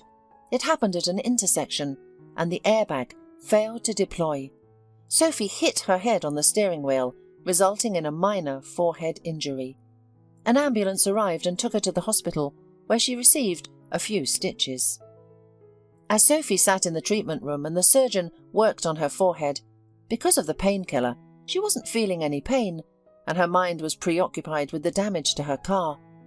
When the tow truck took the car away, Sophie didn't have a chance to see the extent of the damage, but it was clearly more severe than her own injury. After the surgeon finished, Sophie was moved to a hospital ward. "Can I leave now? I feel fine, and there's a lot of work waiting for me today," she asked. "No," the doctor shook his head. "You'll need to spend 24 hours in the hospital to rule out a concussion." Sophie was bored in her ward. She had told her mother that she would spend the night at her friend's house, not mentioning the accident. Sophie, as usual, tried keeping her mother far from stress, even though her health was not a cause for concern anymore. As Sophie was lying on the bed scrolling through her newsfeed, the door of her ward opened with a loud noise. Douglas stood in the doorway, his hair dishevelled and anxiety in his eyes. Seeing Sophie staring at him in surprise, he jumped up to her and hugged her tightly. "I was so afraid of losing you." A wave of warmth washed over Sophie as Douglas spoke these words sincerely. He cared about her. She pressed herself against him with delight. She had dreamt of this moment for so long. "I was afraid something serious had happened to you," Douglas said, pulling back slightly and looking into Sophie's eyes. "I saw a photo of your mangled car in the local news. I recognised the licence plates. It said that the driver was taken to the hospital in serious condition. I couldn't bear the thought of losing you." "I'm fine," Sophie smiled. "They exaggerated a bit to make it more interesting for people to read. I just have a scratch on my forehead. The doctor put a couple of stitches, that's all." Douglas smiled back. "Well, I guess there's no point in hiding it any more. I didn't tell you anything because I didn't want to embarrass or make you uncomfortable. I don't know when it happened, but I developed feelings for you. Maybe it was when you told us about your trouble at the pizza place, or after, when we organised your mum's treatment together. I don't know. But you are the sincerest, honest and beautiful person I've ever met. When I heard about the accident today, I was so scared of losing you forever. It was a fear I've never experienced before." Sophie smiled back at him. She would find the words to express her feelings to Douglas, but for now, she knew he could see everything in her eyes. "Well, now you're in the same position as your grandmother once was," Sophie smiled. "Remember when she said at the bus stop that someday you would understand her. You would understand how scary it can be for your loved ones. Well, that day has come." "It's true." Douglas's eyes lit up with a cheerful light. "Granny, as always, was right. And so it is in everything." "Peter, you're wrong." Angry, Rachel looked at her husband as if she could calm him down with her gaze. "How long will you be jealous of me? We've been living together for 5 years. Wasn't that enough time for you to make sure of my decency?" "I saw everything with my own eyes," the man shouted. "What? What have you seen? Ben and I are just colleagues. He's a doctor, and I'm a doctor too. We were in the office, dressed, with the door unlocked. What else do you need?" "You were sitting next to each other on the couch." "Oh my God. We were just reviewing our patients' medical histories. Yes, on the couch. And what's the big deal? Did you have to hit him for that?" "I didn't hit him." "Then what do you call it?" "Well, I punched him once because he put his hand on your knee and he was getting too close to you." Rachel covered her face with her hand. "That's it. I can't take it anymore. I'm tired. The boss saw Ben with a bruise under his eye, and he sent me on an unplanned vacation because of you, possibly with subsequent dismissal. Are you happy now? I'm almost unemployed." "So what? I earn a decent living." "But I'm a doctor. Do I have to sit at home now and wait for you to bring me your paycheck? Peter, wake up. You're wrong." "I'm right and you know it," stubbornly said Peter. He knew he had gone too far, but he couldn't admit it to his wife. And Rachel had already gone to the bedroom, slamming the door hard. Peter knew she would forgive him and decided to wait a little while she calmed down. It was pointless to touch his wife in such a state, just as it was pointless to continue this whole conversation. Yes, he couldn't resist. He came to his wife's office and saw her there with this handsome Ben. His jealousy instantly shut down his mind, and Peter attacked his wife's colleague without figuring out what was going on. He had always been so impulsive. His character and past work had an impact. Peter had served in a special forces unit for almost 10 years, and there they were taught not to be gentle with anyone. Now Peter worked as the head of a private security company, and his old habits and audacity remained. But Rachel believed that it interfered with their personal lives. However, Peter didn't know how to deal with jealousy. He took his jacket and left the apartment, deciding to get some fresh air. On his way back, buy roses and Rachel's favourite chocolate cake. In general, skinny Rachel at 30 looked like a petite teenager, and no one could guess that she had a really sweet tooth and simply couldn't live without chocolate. Peter was gone for about an hour, and when he returned, the apartment greeted him with silence. Rachel, come on, forgive me, let's make peace. Go to the kitchen, I bought you a cake. Do you want me to go see Ben and apologise after work tomorrow? And I'll explain everything to your boss. Rachel. Peter walked into the bedroom, worried about her silence, and saw a note on the bathroom sink. Rachel wrote that she went to her mother's and they would live separately for now. Peter rushed to the hallway to go to the station, but at that moment he received a call from work demanding he come urgently because of some problems that had arisen there. Peter dialed his wife's number, but the phone was off.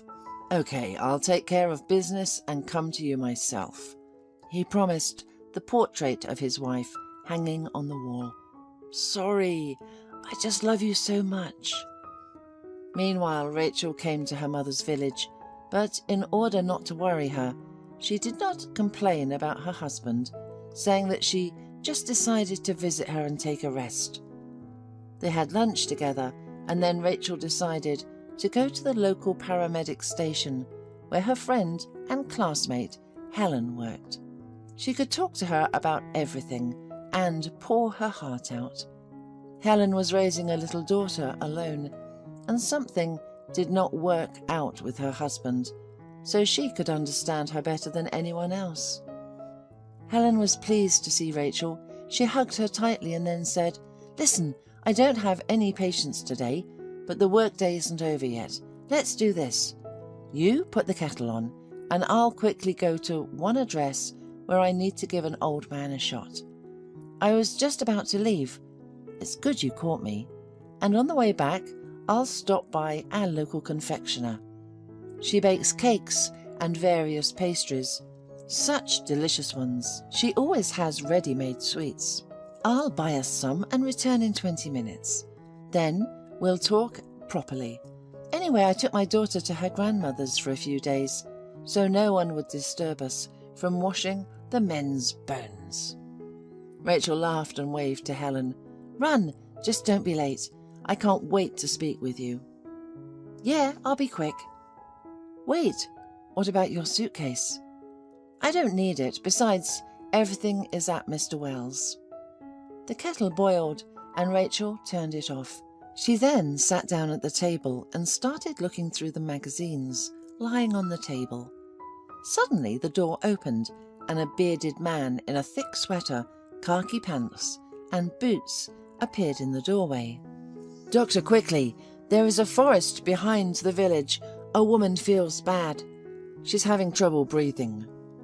"But I am not..." A flustered Rachel got up. "Are you a doctor?" the bearded man shouted.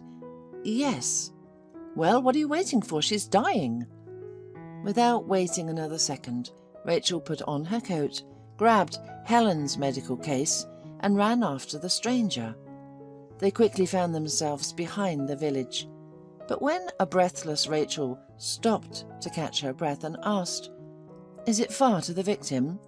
the man turned to her and said too seriously, "It's far, but don't worry, I think we'll make it now."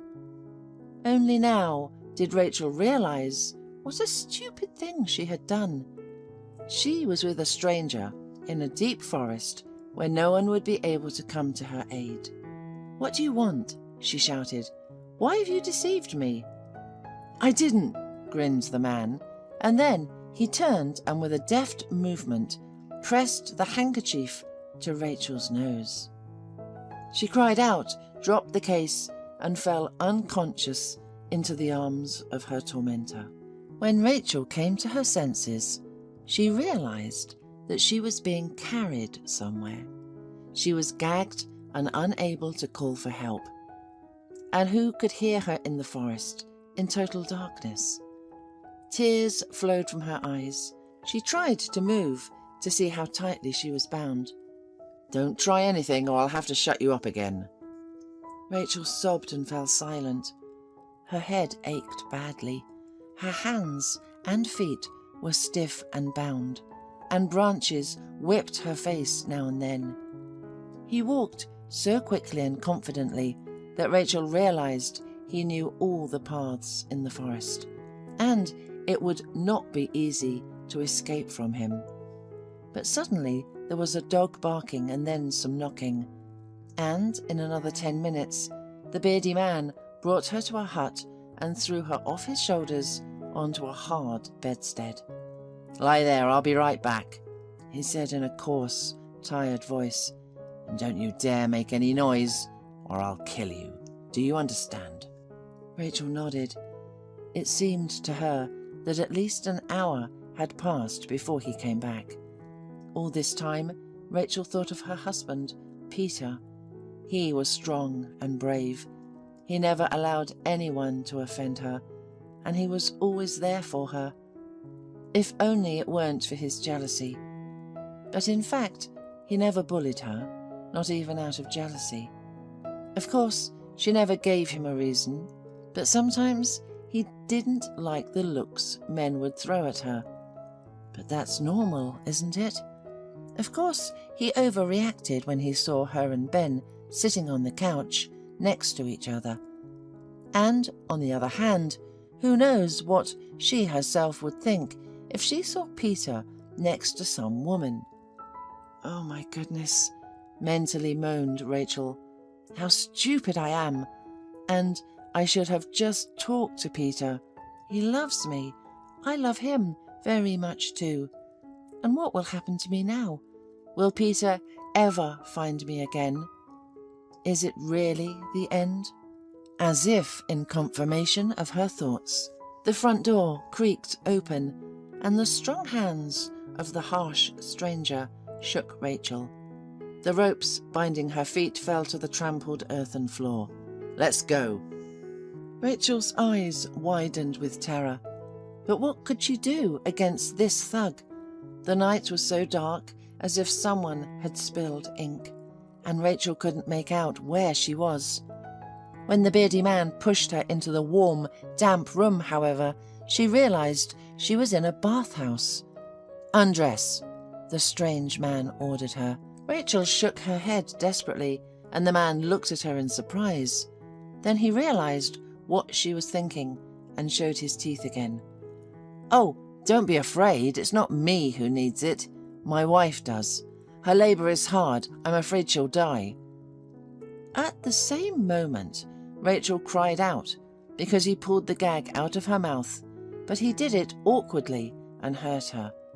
"Untie my hands and give me something to drink," Rachel asked in a hoarse voice because her mouth was all dry from the nasty rag. The bearded man took a ladle of cool water, and Rachel began to quench her thirst.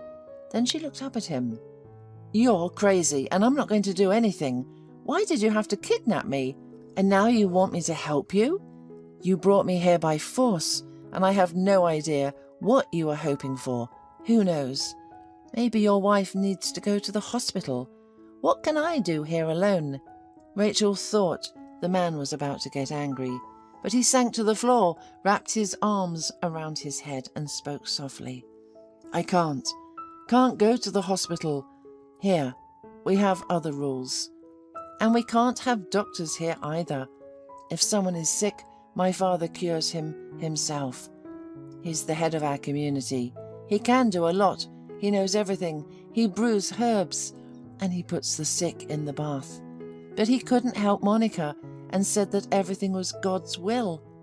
I love Monica, and I don't want anything to happen to her. I wanted to take her to you, but I was afraid she wouldn't survive the journey. And I have no right to do that. If my father finds out I brought you here, he'll punish me, and Monica too. Where is your wife? Rachel sighed. He got up and pushed the door open with his hand. Rachel entered a small room where a woman lay in a semi-conscious state on a bench covered with a clean sheet. Rachel bent over her. Monica, can you hear me? I'll help you. Everything will be all right, I promise. Rachel went out to see the bearded man again. I have to wash my hands. You should help me. I can't, or I will be punished. The strange man said sadly to Rachel, You must do everything yourself. Do you want your wife to live? Then don't argue with me and do as I say. What is your name? Darnell. And I'm Rachel. Bring the water, Darnell, and hurry up. Do you have lanterns? I need bright lighting. Daniel nodded silently. He helped Rachel calmly and without fuss, and only his hands trembled, and his lips incessantly recited some prayers. The first thing Rachel did was to make sure that the baby was alive. His heartbeat was clearly audible.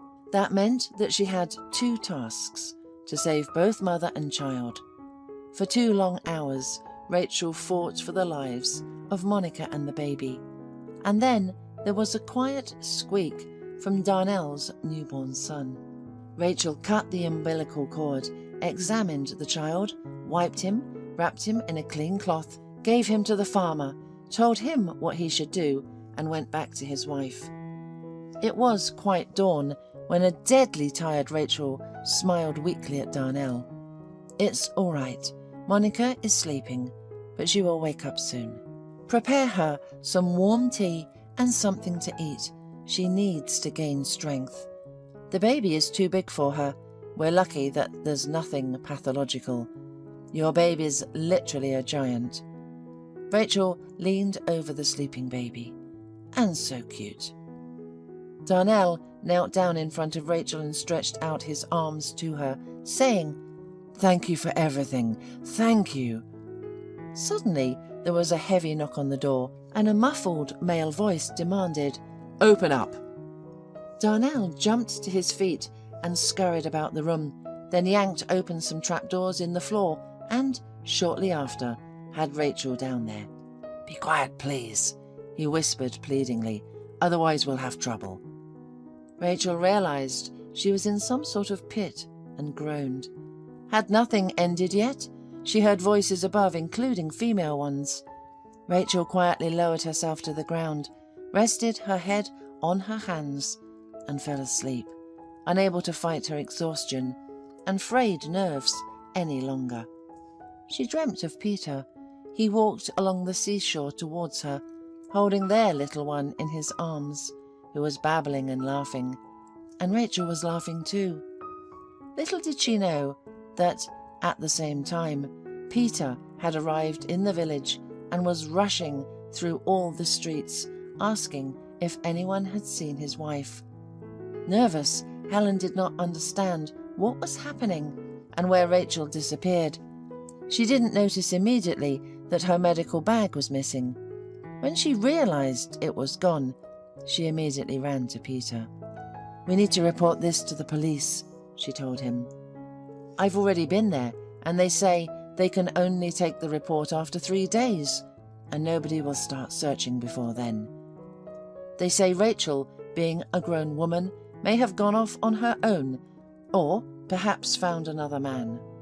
But that's ridiculous, exclaimed Helen. I know her. She can't do that. I know my wife too, said Peter. Of course, I've always gone crazy with jealousy, but I'd never believed that Rachel is really capable of that. No, something else is going on here. She disappeared with your bag. Rachel is a doctor. That means most likely someone needed help. Tell me, Helen, are there people here who might need help? Maybe she went to an elderly woman somewhere. Think, Helen, think. You know the area well, so you should be able to guess where my wife might have disappeared to. Helen shook her head in disbelief. I just can't imagine what happened here. If Rachel left, she did so voluntarily. Everything is in its place, with no signs of struggle. That means she wasn't kidnapped. The people here are peaceful, kind and calm. I didn't hear anyone hurting anyone else, although, wait. I heard that some communities settled somewhere in the wilderness. I don't know if it's a cult or something else. Peter jumped to his feet. Where are they located? I have to go there. Let me take you to Mr. Miner. He is our most avid hunter. He knows the area like the back of his hand, and he won't refuse to help you.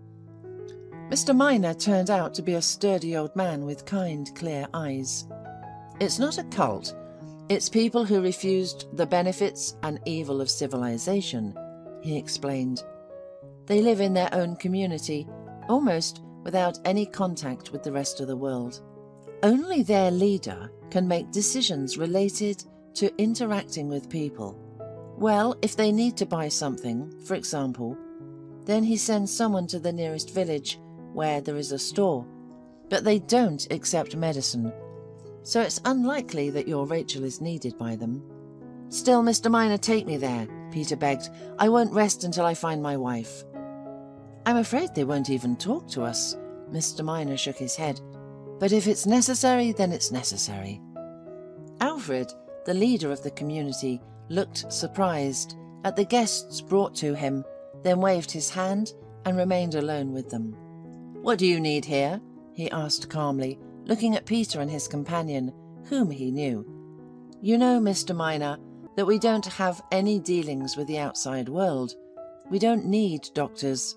Thank God. Everyone here is alive and well.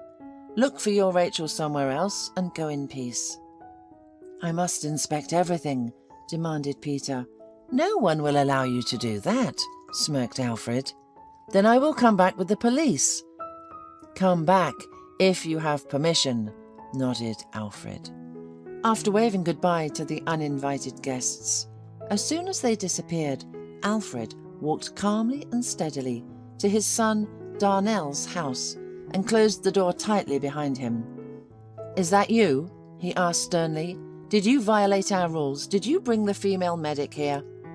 The man with a beard fell to his father's feet. Father, forgive me, I lied to you, but I cannot live without Monica. The doctor saved my wife and your grandson. He will continue our lineage. He is our only hope. Father, I will accept any punishment. Just do not punish Monica and our newborn. Where is the doctor? Asked Alfred. I took her away.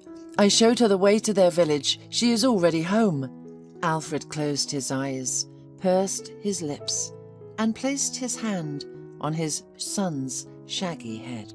Well, may God forgive you for lying to your father. What is done in secret will be judged in secret. Get up. Let's go see my grandson. Peter, upon returning to the village, walked with determination to his mother-in-law's house. He already knew what to do. First, he would rally all the local men, then involve the police in the search, and then return to the settlement of these strange people and search all the nooks and crannies. But he would definitely find Rachel. He slammed the gate, and immediately Rachel's mother ran out onto the porch. Peter, Rachel is home. She came back 2 hours ago, saying she got lost in the woods. Peter rushed to his wife. She was sleeping, but as soon as he entered, she opened her eyes. Peter, my darling, I knew you would come. I saw you in a dream. Rachel, you scare me so much. Where were you? I'll tell you everything. But only you. No one else should know. Understand? I don't want these people to be hurt. Peter, do you promise me?" He nodded, listening to his wife's story. Peter involuntarily clenched his fists. But every time Rachel smiled at him. "Everything is good. Do you hear? Everything is really good. But that's not all. Peter, honey, it seems that you, like Darnell, will soon be able to hold your baby in your arms." "Rachel!" Peter hugged his wife, holding her tight. "Rachel, finally! My girl, forgive me for everything, and I am so happy to be your husband." "And I am happy to be your wife." She laughed and kissed her husband. The next morning, when Peter and Rachel went out into the yard to get ready to go home, they gasped at the sight of several baskets full of mushrooms, berries, cheese, milk, and something else on the porch. "Thank you, Darnell," said Rachel, waving to the dark silhouette standing at the edge of the forest clearing. The figure waved back and disappeared into the shadows of the trees. Peter didn't say anything and just hugged his wife again. "By the way, they're already waiting for you at the hospital. I apologized to Ben and talked to your boss.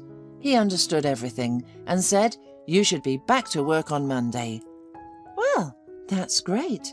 You're amazing." Rachel smiled and kissed her husband. Things were going poorly at the sewing factory. The equipment was outdated, and the old boss was apparently stealing, resulting in a constant shortage of materials and fittings. The owner lived in the capital, and he had been considering closing the unprofitable unit, but he felt sympathy for the workers. Being from a small town himself, he understood the difficulties of working in a remote area. To investigate the situation and determine the future prospects of the enterprise, the director decided to send his young deputy Alan to the countryside. In reality, it was more of an exile than a business trip, as punishment for Alan rejecting the director's daughter, who had shown a keen interest in him. Initially, the elderly businessman wanted to fire his deputy out of anger, but professionalism prevailed over emotions. Firstly, Alan had not done anything wrong. The heart cannot be commanded, and he was not obligated to love anyone, even if it was the boss's daughter. Secondly, finding such skilled specialists was like finding a needle in a haystack. Everyone wanted to earn a lot without putting in much effort, and truly valuable staff members were rare.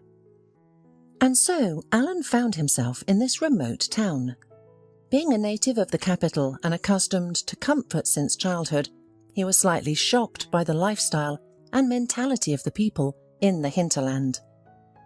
He felt particularly uneasy due to the increased attention from the female population. The town was experiencing a decline in male residents as young, strong men left, searching for better lives and higher incomes. Mostly women and girls remained, who teased Alan, calling him an enviable groom from the capital. Therefore, Alan was not pleased with his temporary place of work, and on the first day he considered escaping. However, such an act would be unmanly and could jeopardize his career. Alan had aspirations to become the head of one of the branches of a clothing company, and the situation with the boss's daughter had shaken his position. If he refused the business trip now, it could be the end of his management career, and he would have to start from scratch at another company. On his first day of work at the new location, Alan woke up before dawn. He felt nervous about meeting his new subordinates and rehearsed his welcome speech in front of the mirror. After all, he wanted to establish his authority with the spirited ladies. However, upon entering the workshop, he forgot everything he had planned to say. Alan had a lump in his throat that prevented him from uttering a word. But the cause of his confusion was not the sound of female laughter or crude jokes. It was her. Standing a little apart from the crowd was a tall, slender girl. Unlike her colleagues, she was silent and somewhat aloof. She seemed uninterested in what was happening and paid no attention to the new boss. In truth, her heart was pounding wildly at that moment, and countless thoughts swirled in her head. All she wanted was to slip away unnoticed, to avoid seeing this man and to prevent him from recognizing or noticing her. But he did recognize her, despite the passing of 7 long years. During that time, Kelly had changed a lot.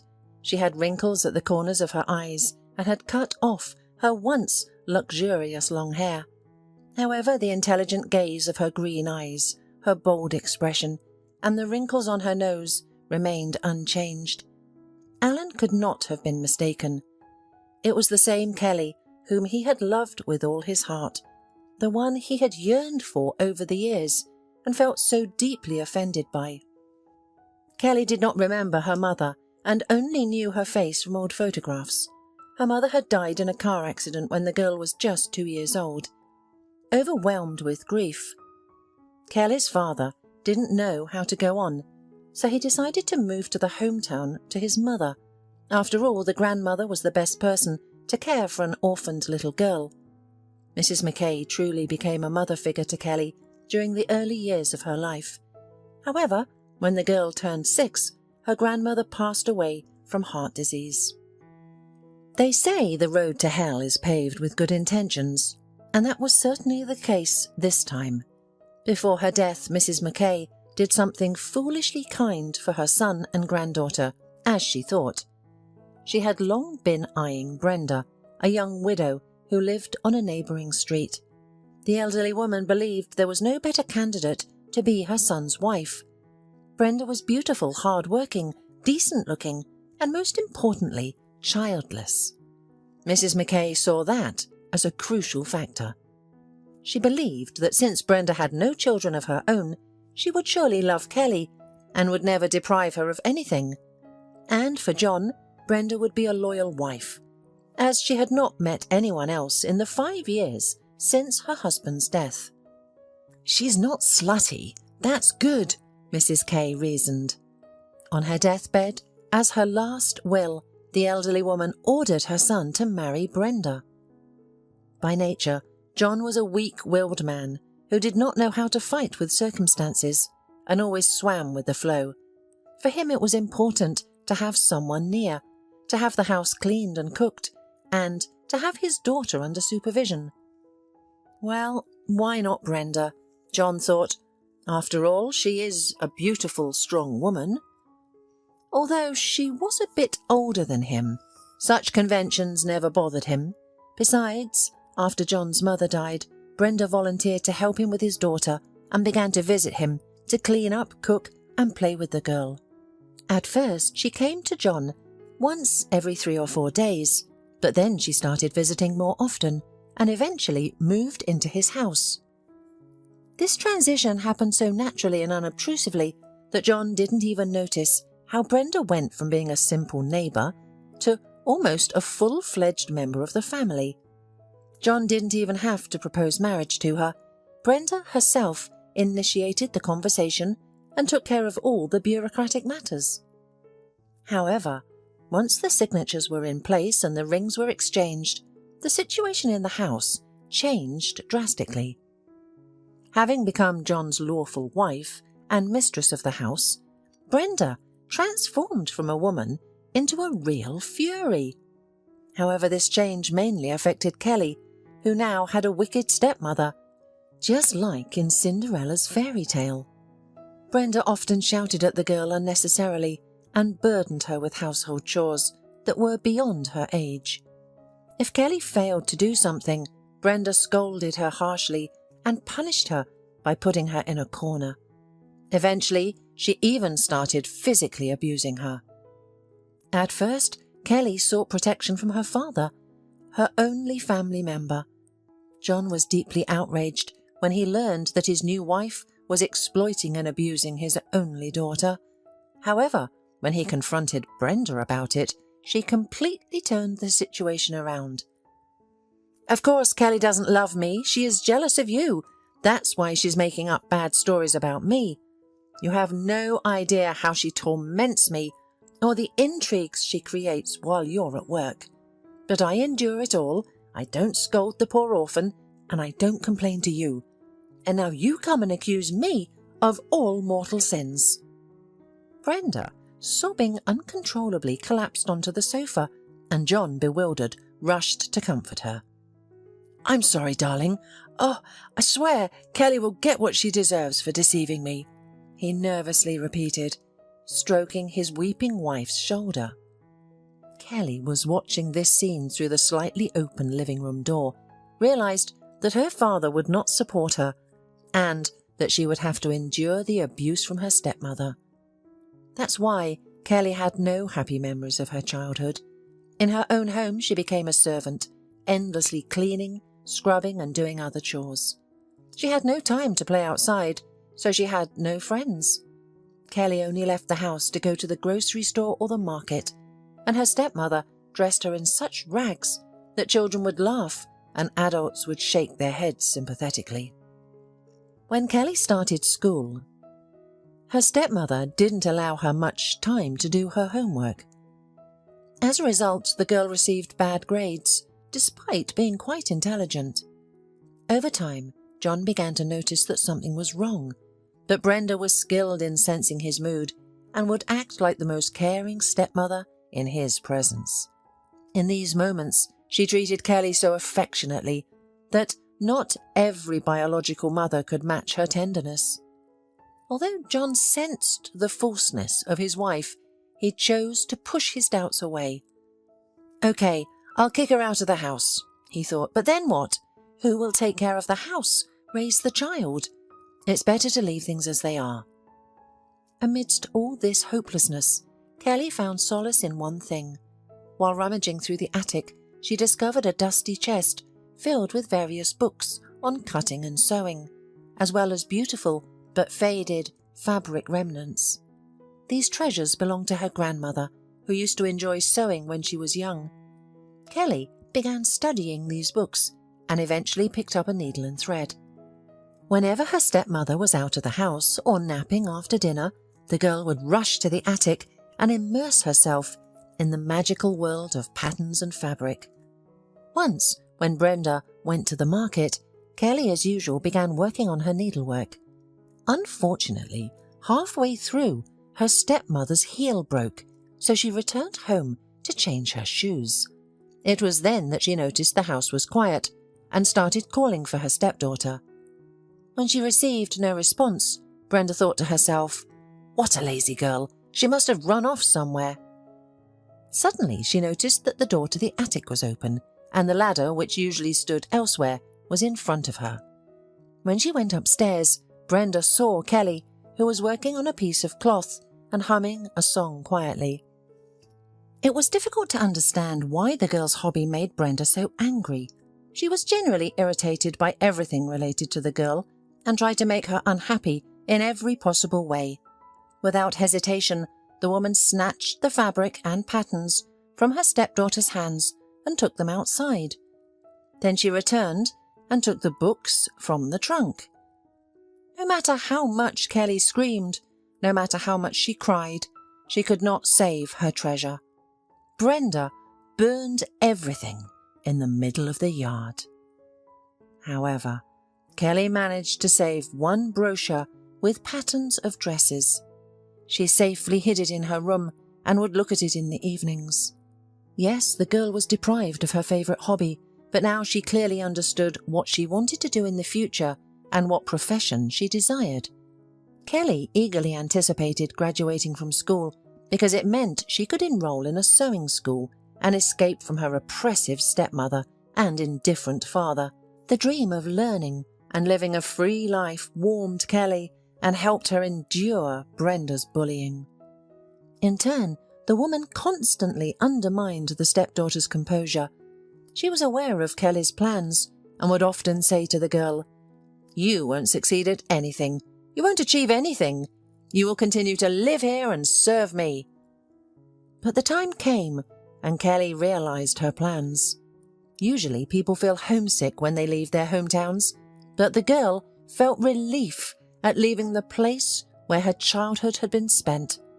The farther the bus took her away from her father's house, the lighter her soul felt. Of course, she was a little guilty about leaving her dad with this nasty woman, but ultimately he had made his own choice. Now Kelly had to build her own life. Luckily, the girl inherited her mother's determination and ambition. Instead of studying somewhere nearby, she decided to study in the capital. She understood that it wouldn't be easy to get in and that the cost of living in the capital was high. However, the big city offered great opportunities with plenty of work and good wages. There was a chance she could stay there after her studies and not return to her father's house with the cruel stepmother. Upon arriving in the city, Kelly was lucky. She enrolled in a sewing school and was able to move into a dormitory almost immediately. Initially, she couldn't help but feel happy about her newfound freedom, about no longer being hurt, humiliated, or forced into hard domestic labour. Most importantly, Kelly finally had friends. It was something new and incredibly pleasant for her to have heartfelt communication and share secrets with others. However, the euphoria of city life soon faded, and Kelly had to face the harsh reality. She quickly realised that she needed to find a job. At first, Kelly and her friends tried to earn money through their main craft, sewing and mending clothes. They advertised their services on social networks and waited for orders. Unfortunately, the orders didn't pour in as they had hoped. Occasionally, someone would ask them to alter an old dress or skirt, but the payment was meagre. One day, on her way back from school, Kelly saw an ad for waiters at a nearby cafe. She decided that this was accurately what she needed. She deviated from her usual path, halfway to the dormitory, turned onto another street and went to the address. Since the cafe manager was present, Kelly was able to pass the interview right away and get hired. Thus, Kelly's working life began. Combining work and study turned out to be a challenging task. To keep up with everything, the girl had to sacrifice her sleep. But while Kelly's friends constantly lamented and complained about the hardships of life, she paid no attention to the difficulties. For her, even these challenges were a source of happiness compared to her life under the same roof as her stepmother Brenda. But soon, fate had a surprise in store for Kelly as a reward for her steadfastness and patience.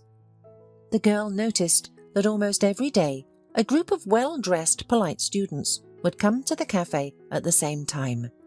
They would take a table by the window, order pizza or desserts, and engage in discussions related to student life.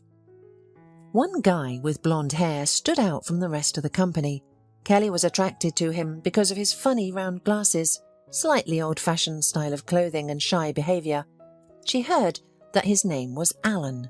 This went on for about 6 months. Kelly would carry trays while stealing glances at Alan. Eventually, she realised that she had developed feelings for him, and these feelings grew stronger every day. However, Kelly was a realist and didn't believe in fairy tales like Cinderella. Based on Alan's appearance and manners, she assumed that he came from a wealthy family and would never pay attention to a poor waitress from a village. But how wrong she was. Kelly had low self-esteem, which was understandable. She didn't have a loving mother who raised and taught her to value herself. Her beloved grandmother passed away at a young age, and her stepmother would often insult her, calling her names like ugly, scarecrow, and even worse. The ridicule from her peers also didn't help boost her confidence. Therefore, Kelly was not accustomed to seeing herself as a beautiful and charming girl, despite having a very nice and noble appearance. However, Alan was attracted by this pretty waitress with her big eyes and long braids right away. But due to his natural shyness, he didn't dare to admit his feelings. Instead, he would just steal glances at the girl he liked. Nevertheless, one day, he finally gathered the courage to take a bold step. After Kelly finished her shift, Alan approached her and offered to walk her home. Overwhelmed in surprise and excitement, she couldn't find the words to respond, so she simply nodded. The young couple slowly walked along the night streets, illuminated by the light of lanterns and store windows. The journey from the cafe to Kelly's dormitory took about half an hour, and during that time, they remained awkwardly silent. When it was time to say goodbye, Alan mustered the courage to ask, "May I walk you home again tomorrow?" Kelly nodded and headed towards the dormitory. That night, Kelly couldn't sleep.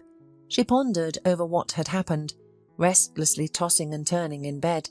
Her roommate even threw into her a pillow, expressing her annoyance at being disturbed. To avoid bothering her friend any further, Kelly decided to go out into the corridor and walked towards the large mirror hanging on the wall near the stairs. For the first time in her life, she looked at herself as a beautiful young girl who could fall in love. Unlike other girls, Kelly wasn't in the habit of fussing in front of the mirror or dressing up. Perhaps her stepmother's words had deeply affected her self-esteem, causing her to perceive herself as plain and uninteresting. But now, the reflection showed a completely unfamiliar girl who could easily be featured in movies or grace the covers of expensive magazines. Why not? Maybe he's my prince, my destiny, thought Kelly, deciding to give her relationship with Alan a chance. Of course, she was a little concerned about the difference in social status and wealth, but in the 21st century, does it really matter? And so, the beautiful and intoxicating romance between Alan and Kelly began. They met in secret, keeping their relationship private. Kelly even quit her job at the cafe and found another one so that Alan wouldn't feel awkward when coming with friends to their favourite place. In her youthful inexperience, she didn't understand why her boyfriend was so afraid of others finding out about their relationship. She was too blinded by her happiness and didn't have time to think. However, over time, Kelly began to feel a bit uneasy about the fact that Alan never introduced her to his friends. She was acquainted with all her friends' boyfriends, and after a year and a half of dating Alan, she thought that was a perfectly acceptable amount of time to get to know his friends and even his parents. Kelly decided that she needed to have a serious conversation with Alan about this. But just as she was about to start the conversation, her beloved surprised her in such a way that all doubts and resentments disappeared. He gave her a gold ring with a pink stone and proposed marriage. Kelly melted with joy and immediately accepted his proposal. For a few days, she forgot about her concerns, thinking that Alan would finally introduce her to his friends and family. However, nothing changed. The doubts crept back, and Kelly began to wonder if her metropolitan groom was simply taking advantage of her and didn't have serious intentions. Maybe he had bought the ring just to distract her. After all, it wasn't a significant expense for him. Then Kelly realised that she couldn't avoid an unpleasant conversation and decided not to postpone it any longer. So, on their second date, she expressed everything that had been building up in her heart to Alan. "Alan, be honest, are you fooling me?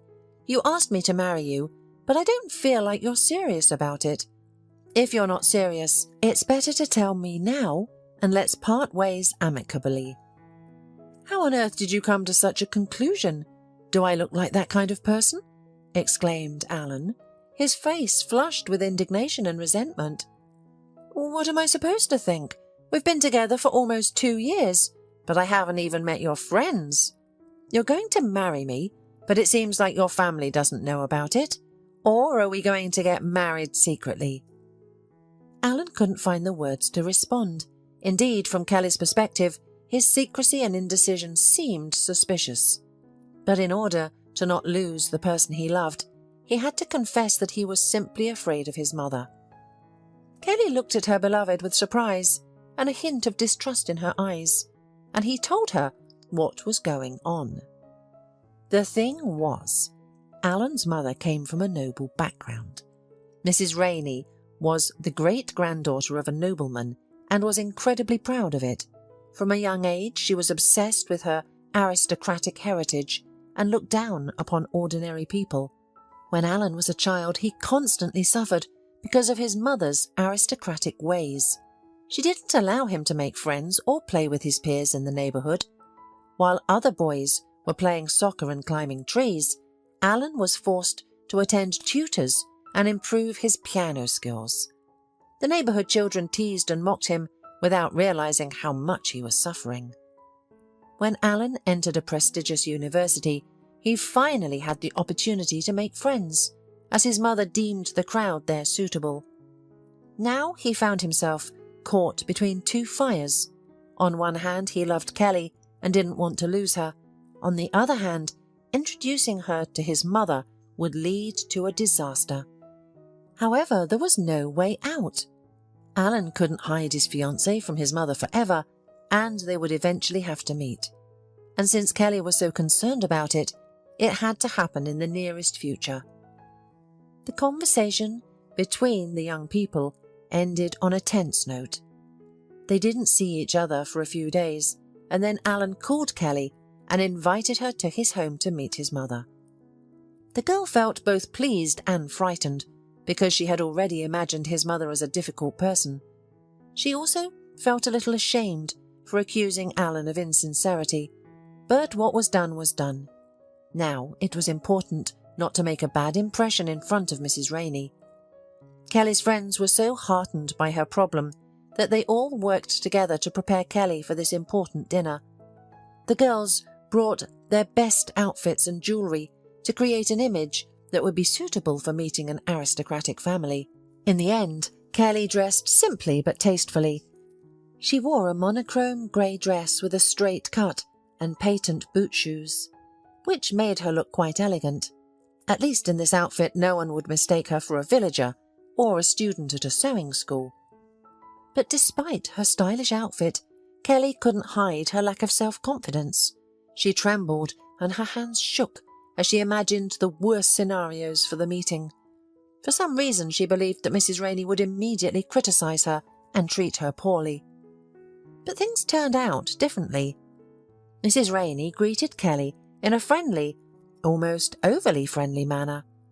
The dinner proceeded in a warm and relaxed atmosphere. Alan's mother showered Kelly with compliments, asking her about her childhood and her studies as a seamstress, and listened attentively to her answers. She shared a lot about her son and even showed his childhood photos. And why did Alan speak so badly about his mother? She's such a nice woman, thought Kelly, looking at her beloved, who sat there tense and clearly not sharing her calmness. But little did Kelly know about the huge scandal that Mrs. Rainey had caused for her son the day before. When the woman found out that her son had a lover whom he intended to marry, she almost fainted. But when she learned that the girl came from the middle of nowhere and was studying to be a seamstress, her fainting spell was replaced by an inhuman rage. Mrs. Rainey, accustomed to her son always obeying her unquestioningly, spoke at length, shouting and even having a hysterical fit. "Just imagine! An ugly commoner is audaciously trying to enter our aristocratic family." Alan listened to his mother in silence and then declared, "I'm going to marry Kelly anyway. If you don't accept her, we will secretly do it without your permission and go away from this city to the village." Of course, Alan had no intention of going to any village.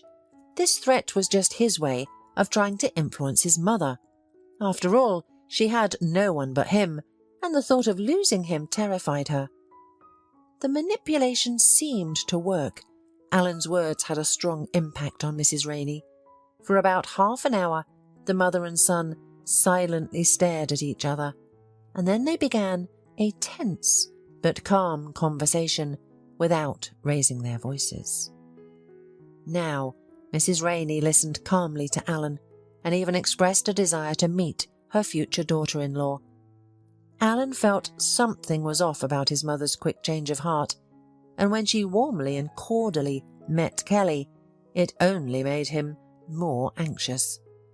As Alan accompanied his fiancée back to the dormitory after dinner, she reproached him, saying, "I don't understand how you could speak so badly about your mother. You scared me, and she turned out to be such a nice woman." Alan couldn't find anything to say in response, so he just smiled foolishly. He knew there was something behind his mother's seemingly good intentions, but he couldn't figure out what it was yet.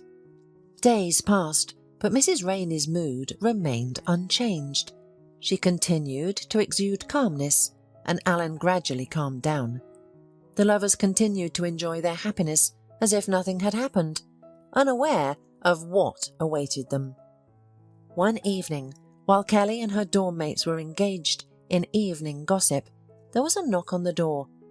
Standing in the doorway was a stunningly beautiful, expensively dressed blonde who appeared to be around 25 years old. She arrogantly and somewhat disdainfully surveyed the modest room and its occupants, then asked, "May I see Kelly? I need to talk to her." Kelly was surprised and didn't immediately realize that the stranger had come to see her. She and her guest went out into the corridor and headed to the kitchen, where no one else was at this time. Kelly's mind was full of questions. Who is this girl? How did she know her? And what did she want? But Kelly did not dare to start a conversation. After a couple of minutes, the stranger broke the awkward silence and introduced herself as Heather. Kelly looked at the girl with confusion, indicating that the name meant nothing to her. Suddenly, the mask of cold arrogance fell, and Heather burst into tears, grabbing Kelly's hands and begging her not to separate the child from his father. Kelly couldn't understand what the uninvited guest wanted from her. What child? What father? It was difficult to make out Heather's words through her sobs, but after a couple of minutes she calmed down a little and explained everything in detail. Heather claimed to have a fiancé whom she had been with for many years. They had known each other since childhood because their families were friends. They were planning to get married, but at some point Heather's fiancé grew distant, paid less attention to her, and decided to postpone their wedding. Heather realized her lover was cheating on her and had already made up her mind to break off the engagement when she found out she was pregnant. "Please, understand, I didn't come to you for myself, but for the sake of the child. I don't want him to grow up without a father. Please, have mercy on us," Heather tearfully pleaded. "I don't understand. What does this have to do with me? Go sort things out with your fiancé. How can I help?" Kelly asked, puzzled. "Don't play dumb. You knew exactly who I was talking about. Alan. He is my fiancé and the father of my child who you stole from me." Heather burst out, proudly raised her head, and then turned and left, leaving Kelly alone with this shocking revelation. At first, everything the stranger said seemed like complete nonsense to Kelly. Some secret affair, a pregnant bride abandoned? No, honest, decent and shy Alan couldn't be involved in anything like that. But, on the other hand, why would this well-groomed, smartly dressed girl come to a dormitory on the outskirts of the city if it was all a lie? She cried so sincerely, it didn't seem like she was making it up. In a moment of realization, Kelly hurried down the stairs, hoping to catch up with Heather. She had many questions to ask, but time was not on her side. When Kelly reached the street, she saw that Heather had already gotten into her expensive red car and driven away. All that she could do was watch the dimming taillights until the car disappeared around the corner. Left alone with her thoughts, Kelly tried to process the information she had received. The more she pondered, the clearer the picture became in her mind. Now she understood why Alan had been so hesitant, why he had kept her a secret from his friends and his mother. It turned out that all this time he had been leading a double life, deceiving both her and his fiancée Heather. He had also spun tales about being afraid of his mother, painting a false image of this kind woman. Consumed by anger and resentment, Kelly nervously paced the dormitory corridors. She didn't even notice her concerned friends who surrounded her, asking what had happened. Moments ago, her entire world had come crashing down, shattering all her dreams and future plans.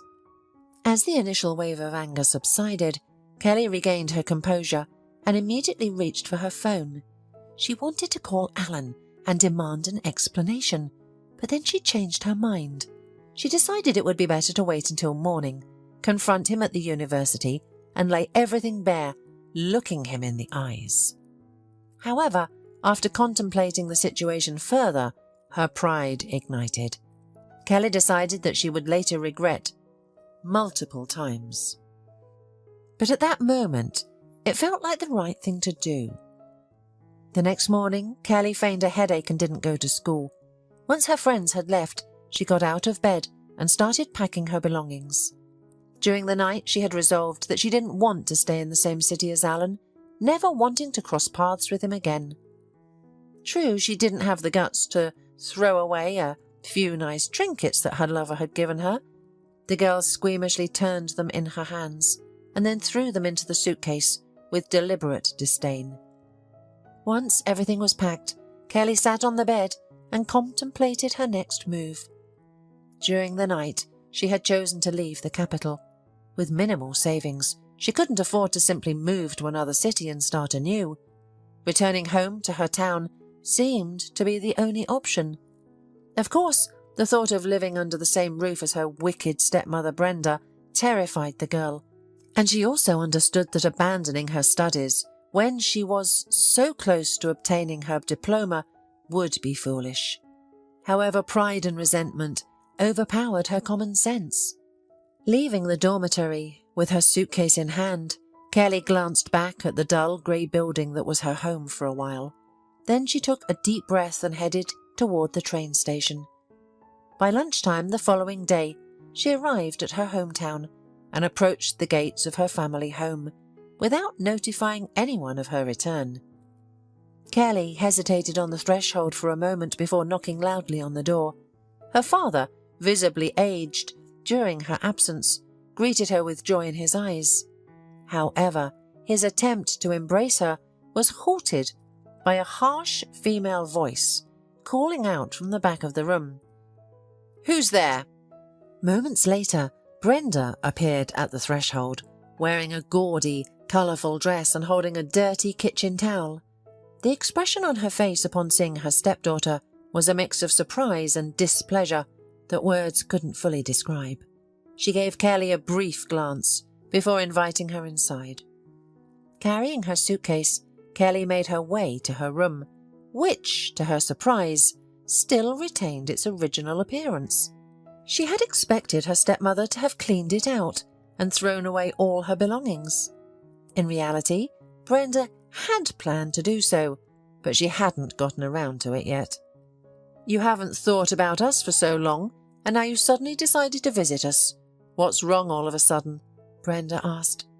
"No reason. I'm tired of big city and missed home," Kelly replied. "Well, how long will you stay with us?" "Probably not for long," Brenda continued her questioning. "We'll see. Maybe forever," the stepdaughter answered before closing herself in her room, wanting to avoid any further unpleasant conversation. Of course, Brenda was extremely dissatisfied with Kelly's return. She had grown accustomed to being the sole mistress of the house and had practically convinced John to sign over the house only to her. With the arrival of her stepdaughter, she knew this wouldn't be possible anymore. On the other hand, she was pleased that Kelly's time in the capital hadn't worked out, and that she had returned to her father's house with her head down. That was the kind of person Brenda was. She liked finding joy in other people's troubles and energized by their misfortunes. As Kelly anticipated, her stepmother made her life in her father's house a living hell. She would daily mock her, reproach her, and call her a failure, saying, "So you didn't conquer the capital and didn't turn into a young lady of the capital, did you?" But that was just the beginning compared to what happened later. In fact, Kelly had been experiencing bouts of vomiting from various strong smells for about a month, but for some reason she had not paid attention to it. Additionally, recent events had made the girl completely forget about her well-being. However, a few weeks after returning home, Kelly began to feel unpleasant symptoms again. She felt ill during breakfast, and Brenda immediately realized what was wrong. She didn't need any tests to know that her stepdaughter was pregnant. Realising the reason behind Kelly's unexpected return, Brenda felt a sense of triumph. Now she had the perfect excuse to endlessly reproach and torment the girl. But first she decided to create a big scandal. She put her hands on her head and shouted that Kelly had brought shame upon her and her father in front of the whole town. "How are we supposed to face people? We sent our daughter to study, and she pulls a stunt like this." Even John, who had never known any interest in his daughter and remained silent when the stepmother abused her, suddenly supported his wife and began reproaching Kelly for her shamelessness. Brenda, supposedly fearing shame, quickly spread the news of Kelly's pregnancy throughout the town. She spread rumours with all sorts of nonsense, fueling gossip. Within a couple of days, all the women in town were already talking about how Kelly had gotten involved with a married rich man in the capital and had become pregnant by him. When the man's legitimate wife found out about the affair, she grabbed Kelly by the hair and gave her husband an ultimatum. "It's either me or her." The rich man, valuing his wife more, refused his mistress. Left with no choice, Kelly had to bid farewell to her glamorous life in the capital and return to her humble life with cows and chickens. At first, Kelly was furious and upset by these rumours. She tried to defend herself and argued with those who loved to gossip. But soon she realised it was pointless. What could she possibly bring against all those slanderers? Brenda's story seemed very believable from an outsider's perspective. Furthermore, to the people from her little town, who lived rather dull and monotonous lives, such a story was a breath of fresh air. For the next few months, they had something to talk about, and each day, new fictional details emerged. With time, Kelly accepted what was happening and stopped arguing with anyone. Besides, she now had thoroughly different concerns. She needed to think about how to live on, how to provide for herself, because now she was responsible not only for herself, but also for the child. In addition, Brenda constantly reproached her stepdaughter for being a healthy girl who relied on her parents and didn't work anywhere. But who would hire her? Who would want to employ someone who was about to go on maternity leave? And there weren't many options in Kelly's town. There wasn't much work available, except a small sewing factory that had opened a few years ago. Kelly didn't expect to be hired, but she decided to try her luck. In the personnel department, she was greeted by a woman who looked to be about 50-55 years old. Seeing the woman's stern and haughty face, along with her high, formal hairstyle, Kelly thought her chances weren't good at all, that this woman wouldn't hire her. However, during the interview, it turned out that the woman was kind and understanding. In her youth, she had been in a similar situation, so she understood how it was to be left alone and without support. Out of sympathy, she gave Kelly a job, although not with much enthusiasm. Meanwhile, Kelly withdrew into herself and didn't interact with anyone. She resented the residents who chose to believe Brenda's stories. However, they in turn felt no remorse and didn't attempt to communicate with Kelly. And even when the gossip died down, the town women still avoided her. Nevertheless, Kelly found solace in her work. Despite the judgmental looks from her colleagues, she felt calm and free at the factory. But at home, Brenda gave her a real hell. Every day the woman scandalized her stepdaughter, calling her all sorts of names. She mocked Kelly, her failures, then reproached that because of her in the house there would be no peace because the baby would soon be born and he would scream for days and nights. And what was most offensive, Kelly had no arguments left to oppose her stepmother. She could no longer look at Brenda with her head held high because she understood perfectly well that from now on she had nowhere to go, and she would have to live here and be in the service of this nasty woman without any hope for a bright future. Soon Kelly gave birth to a son whom she named Alan, after her former lover. Although she could never forgive his despicable act, she found herself thinking less and less about his betrayal and more about the happy moments they had shared, especially when she looked at her baby. It surprised her how much he resembled his father, and she decided that no other name would suit her child. There was a fleeting moment when she considered informing Alan that he had a son, but pride overcame her emotions, and she decided to leave everything as it was. After the birth of her child, Kelly seemed to blossom. Motherhood suited her well, and she became more calm and balanced. She no longer reacted to Brenda's reproaches and teasing, which only made her stepmother angrier. It was hurtful for Kelly to hear Brenda call her child fatherless, and she even had the urge to scratch the face of this insolent woman. However, she resolved to remain strong and not show her true emotions to anyone.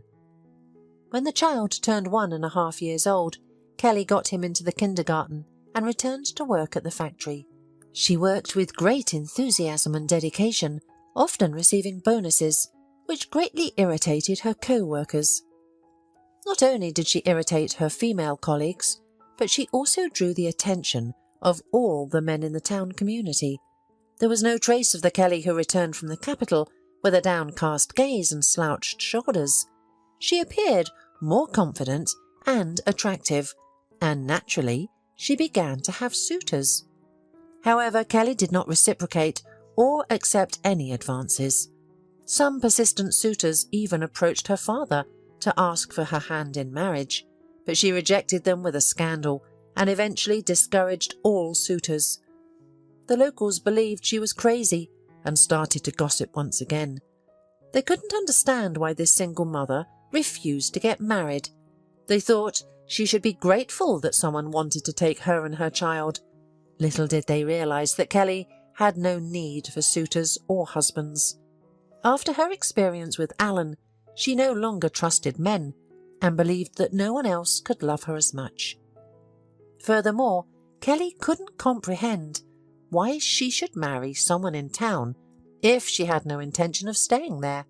Her dream was to eventually move to the city so that her son could attend a good school and eventually go to college. Additionally, she didn't want Alan to continue growing up under the same roof as the witch-like Brenda, who constantly mistreated him and tried to influence him negatively. Unfortunately, fulfilling her dream of moving was not easy. The salary at the sewing factory was quite low, to say the least, and raising a child required money. To achieve her goal, Kelly made sacrifices and saved every penny she could. Finally, the moment arrived when Kelly realized that she was ready to move, that she had saved enough money to pay several months' rent for an apartment in the city in advance. It was at this very moment that a fateful meeting took place.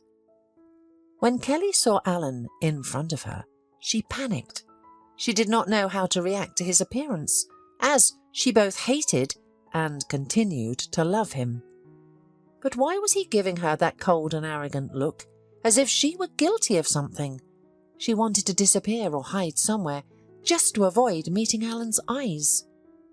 Taking advantage of the chaos, when the workers started bombarding the new boss with questions, she quickly fled the workshop and went home, claiming to be ill.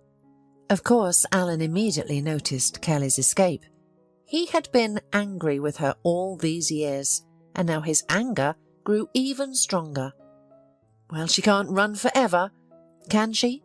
Not today, but maybe tomorrow or the day after I'll finally face her and ask her about abandoning me so cowardly 7 years ago.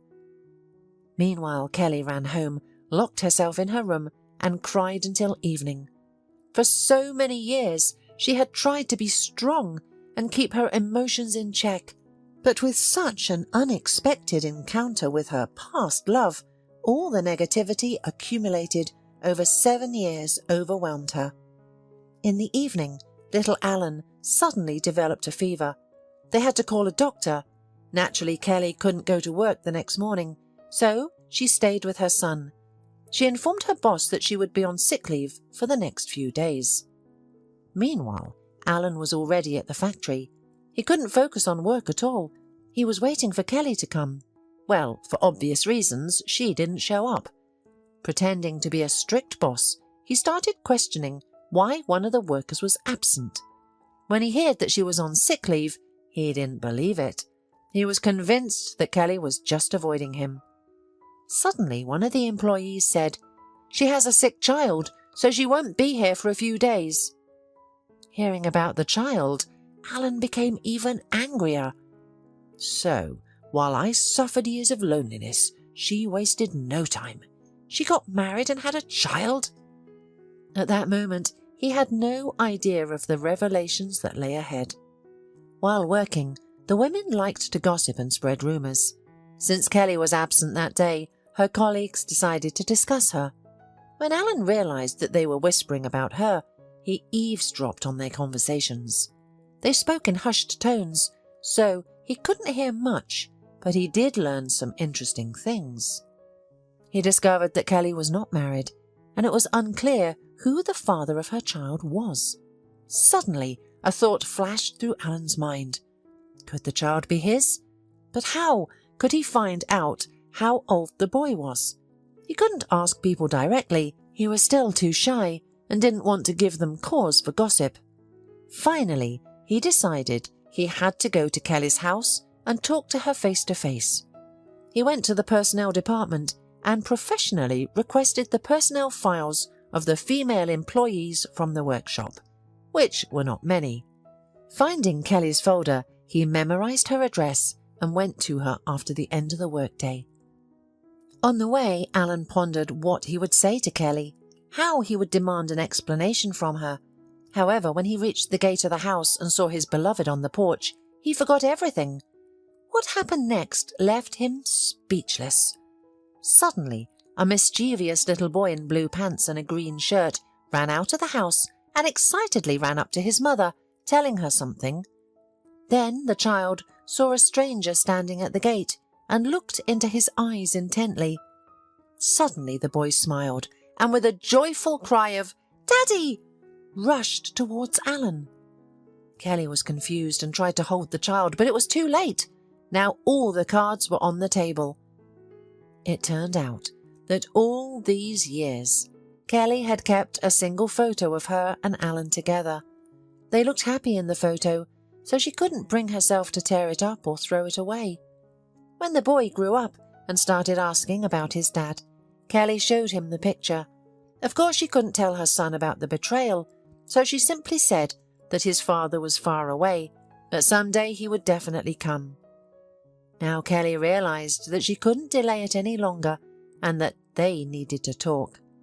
She took her son by the hand and led him into the house, then returned to talk to Alan, who seemed shocked.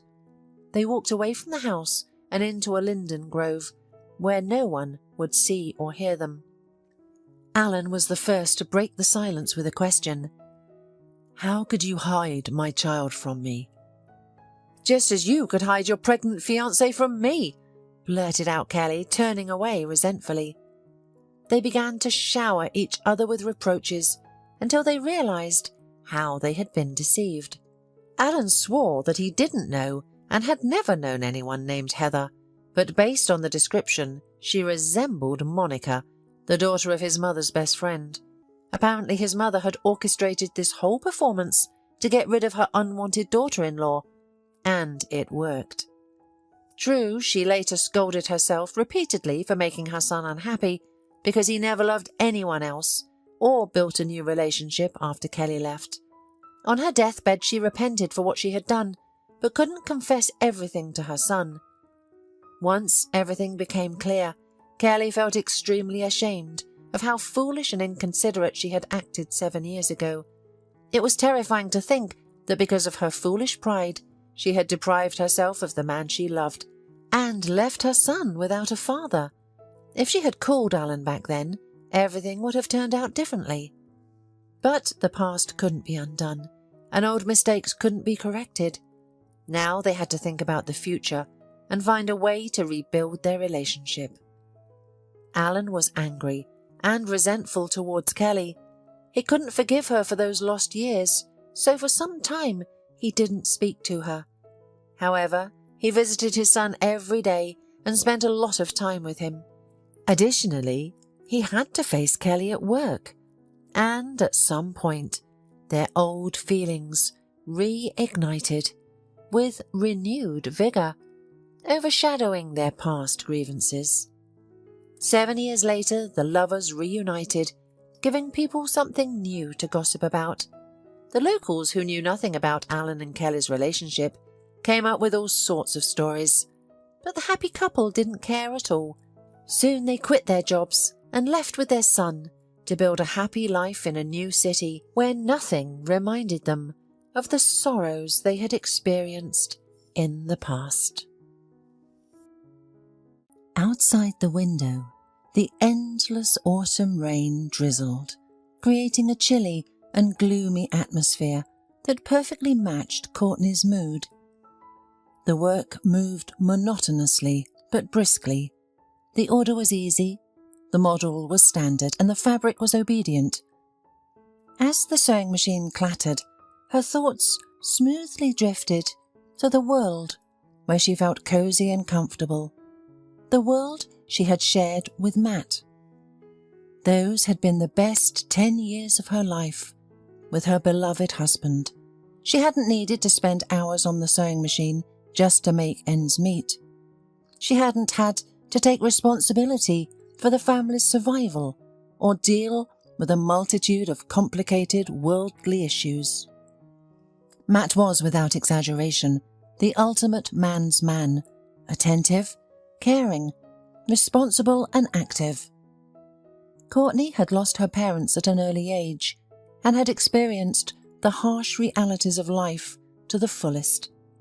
But after meeting Matt, she had felt like a little girl again, protected from adversity by a strong wall. And for all 10 years, that wall had never failed. However, a year ago, it crumbled, along with the car that went off the cliff, taking Matt with it. Not a day went by that Courtney didn't remember her late husband, bitterly regretting the quarrels they had during their last year together. But why had she clung to their problems? Yes, he had frequent business trips. So what? At least no one ever saw Matt lying on the sofa in front of the TV and idle. Yes, he was nervous because of the pressure at work, but he rarely snapped first. And yes, back then, there were some money worries. But what were they compared to what she had now? So why had she become so intolerant? After all, Matt had always avoided conflict, even escaping to their summer house for a week to prevent arguments. He had a really difficult job with enormous responsibility, trying to find a subcontractor to fulfill the order and maintain quality, all within the required time frame, without leading the company into losses. There was a lot of money in circulation, and Matt was responsible for it. Thinking like that, Courtney didn't notice how her tears dripped on the thin fabric of her unfinished blouse, leaving wet, blurred spots on it. Why does the epiphany always come so late? Why do we truly begin to appreciate only what we have irrevocably lost? Courtney bitterly realized that no one would take time out of their busy schedule to just ask, "Dear, how are you?" But dear Matt called even from the other end of the country, and from hundreds of kilometres away. You could hear in his voice how tired he was at that moment. And this summer house, which she hated so much because her husband preferred solitude there over her companionship here. It was actually just a den for him, a place where he could escape the tension in their family. And this summer house was now the subject of much thought. Money was catastrophically lacking because the earnings from sewing were little. And then there were these loans, with the interest too, unbearable. In the end, the woman could end up without an apartment. During the time that Courtney was recovering from the worst depression after Matt's death, no one took care of these loans, and the interest was steadily growing. And her son Joey needed money for medicine as he was sick all the time. Therefore, deep inside, Courtney understood that the question with summer house selling has already been answered. For some reason, going to the country house was a little scary. Courtney had never been there. This plot of land had appeared in their family recently, just a couple of years ago after Matt's mother's death, and Courtney's husband's full and undivided use of it. However, he was against Courtney going there, arguing that it was his property and his personal space, to which he had every right. Courtney hadn't come here until now because she hated this inheritance of her husband, perceiving it as the main separator and rival in their broken life. But there was no more time to put it off, and finally Courtney decided to go there this weekend with her son. After all, maybe that house with a plot of land was worth something and would help her get out of debt. Fortunately, the day was sunny and the train was half empty. Joey, who had grown tired of the city, was turning his head, looking at the rural scenery floating outside the window. For a city boy, everything was interesting. Cows grazing in the meadow, geese splashing in a tiny stream, and a goat nibbling grass around a peg hammered into the ground. At one point, enthusiastic Joey even said, "Mum, if the summer house is as good, maybe we can move there to live." But Courtney sadly replied, "It is unlikely," and stroked her son's head. And she was right. After a short wander around the village, the house she had found didn't evoke such a desire at all. The old shabby house looked uncomfortable, the shriveled shutters, cracked paint on the facade, and the dust-covered windows made her feel sad and wistful. Courtney was even a little upset. How much money will they give for such a shabby house? Will it be enough to repay the loan? She decided to talk to the neighbours. They must know about it. Not counting on reassuring news, Courtney knocked on the gate of the neighbouring house. An elderly, smiling woman came out and unexpectedly calmed the already despairing woman. "Oh, honey, don't be upset. The house is nothing. All new owners demolish them. But the land here is valuable. The place is good, the forest, the river nearby, and at the same time close to the city. You'll get a good price for your plot." When the elderly woman named the minimum sum, Courtney was astonished, for it would solve most of her problems. She drove home inspired. She quickly advertised on a real estate website and decided to spread the word locally. In a day, white squares of paper with large letters, "For sale," were displayed not only on the fence of the plot, but also on the local bulletin board and even at the railway station. The call came the next day, as if the potential buyer was just waiting for the news of the sale. Courtney could tell from the voice that the caller was a young woman, and she wanted to look at the plot urgently. Leaving Joey at home, who was raring to go to the country house, but had contracted some virus again, Courtney rushed to the train. It was not good to keep the buyer waiting. On the way, vague doubts overcame her. Somehow it seemed that she was betraying Matt's memory by selling a place so dear to his heart. Her heart whimpered and found no rest. But the circumstances dictated their own, and, holding her heart, Courtney hurried to the gate, where a potential buyer was waiting for her. It took a few minutes to open the door. The lock had noticeably rusted during the downtime, making it very difficult to turn the key in the locking mechanism. Finally, the door was opened, and the women entered the house. Contrary to expectations, it was cosy and comfortable inside, if you closed your eyes to the dust and cobwebs that had accumulated during the time of human absence. The buyer walked through the rooms as confidently as if she had been here before. After a brief look around the house, and without even trying to negotiate the price, she offered to close the deal as soon as possible. Courtney, pleasantly surprised, immediately agreed, and the buyer decided to walk through the garden as well. Left alone, Courtney decided to take a closer look at the house that had been so dear to her late husband. The old furniture with carved wooden curls, and the same leather sofa with a lace napkin on the back. It seemed like this house had witnessed more than one generation of the family. The faded chintz-coloured wallpaper and the porcelain knickknacks on the shelf all exuded the scent of former coziness and family warmth. Courtney started to understand why Matt felt so comfortable here.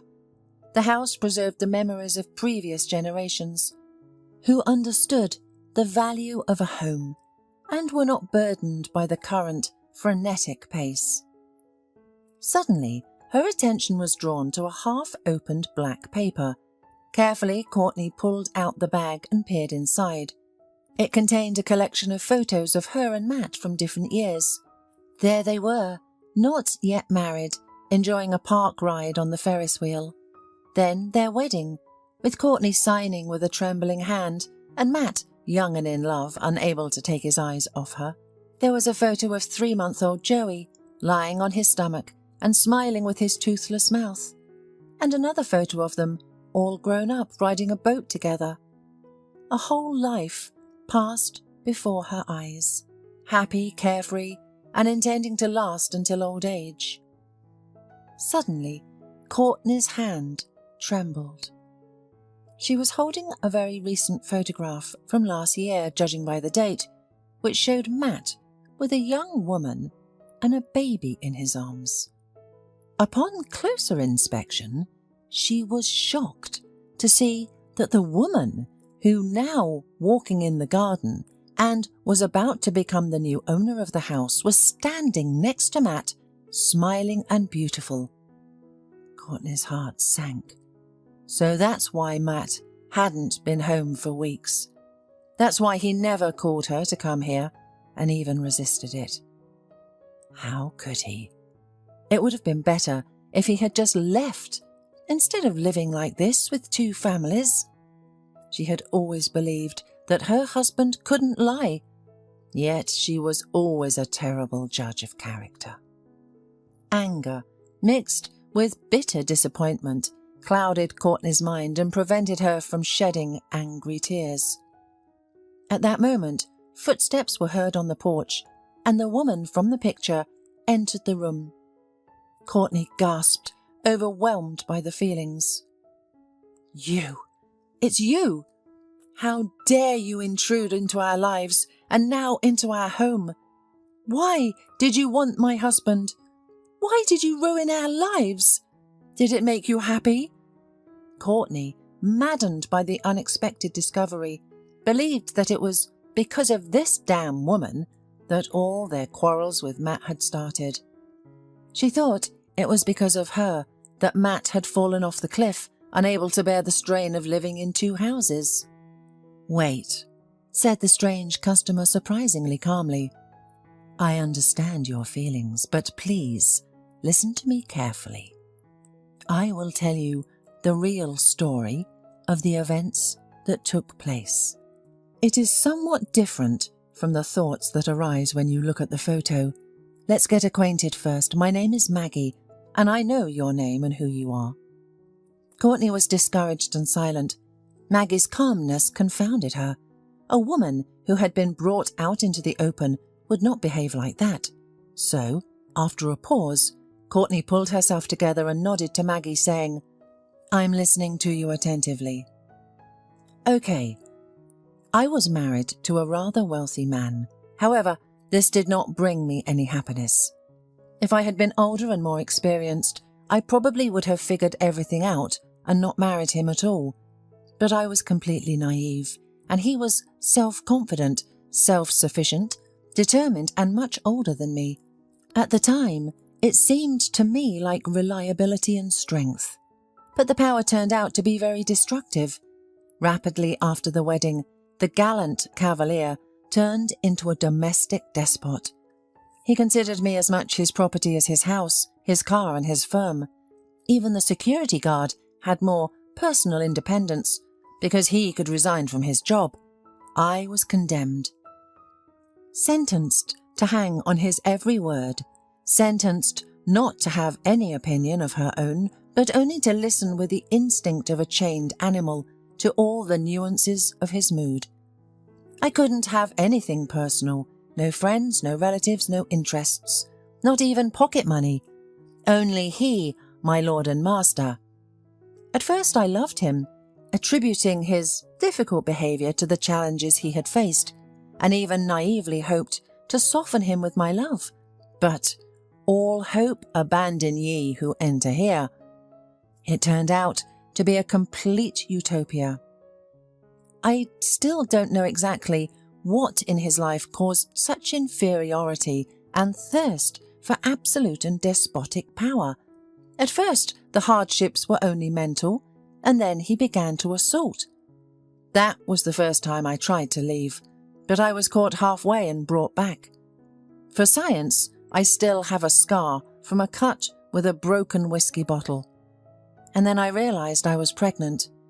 My husband slowed down for a while. No, there was still no freedom, but I tried to keep my fists to myself.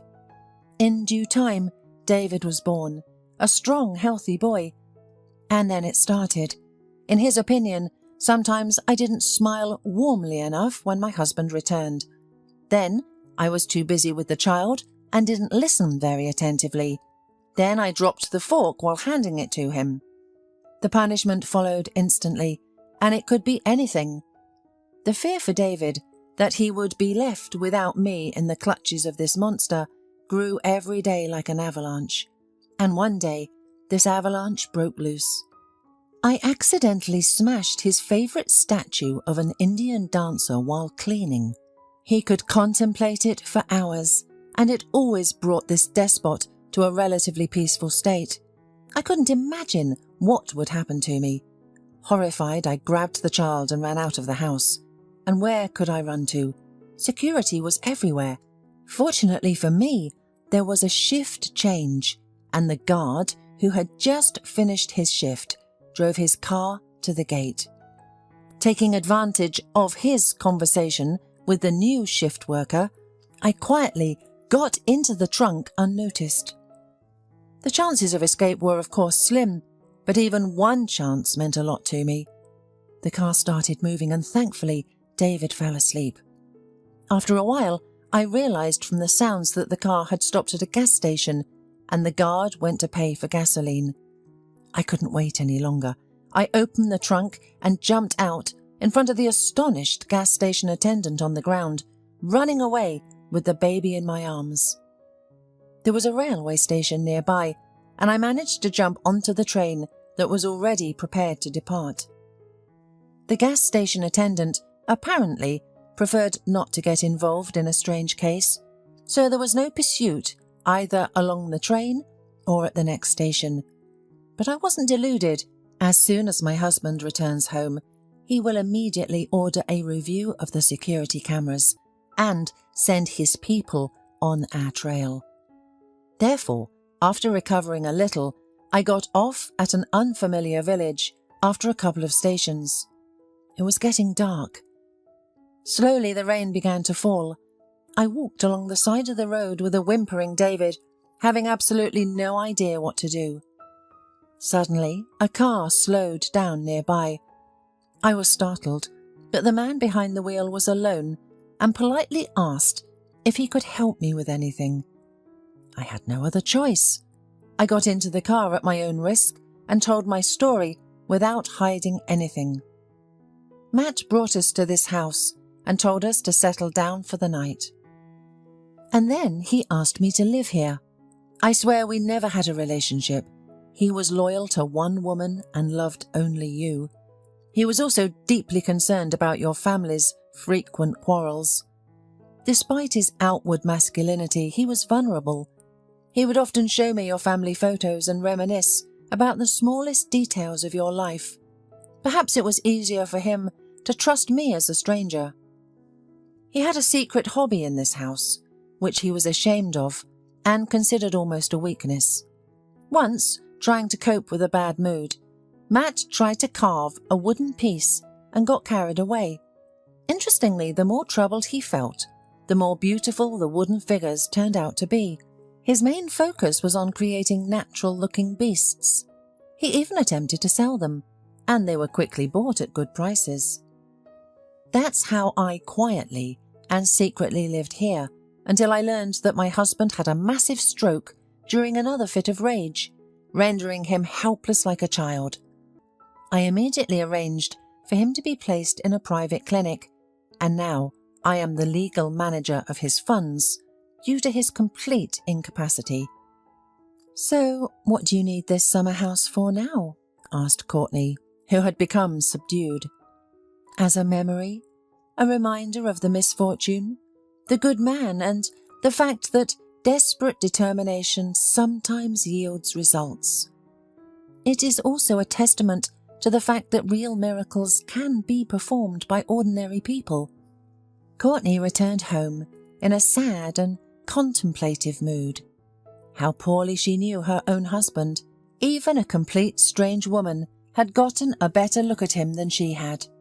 Matt, it seemed, was almost afraid of appearing weak to his wife and not living up to his reputation as the invulnerable head of the family. He even kept in secret his creation of wooden figures of animals to avoid nagging from his wife.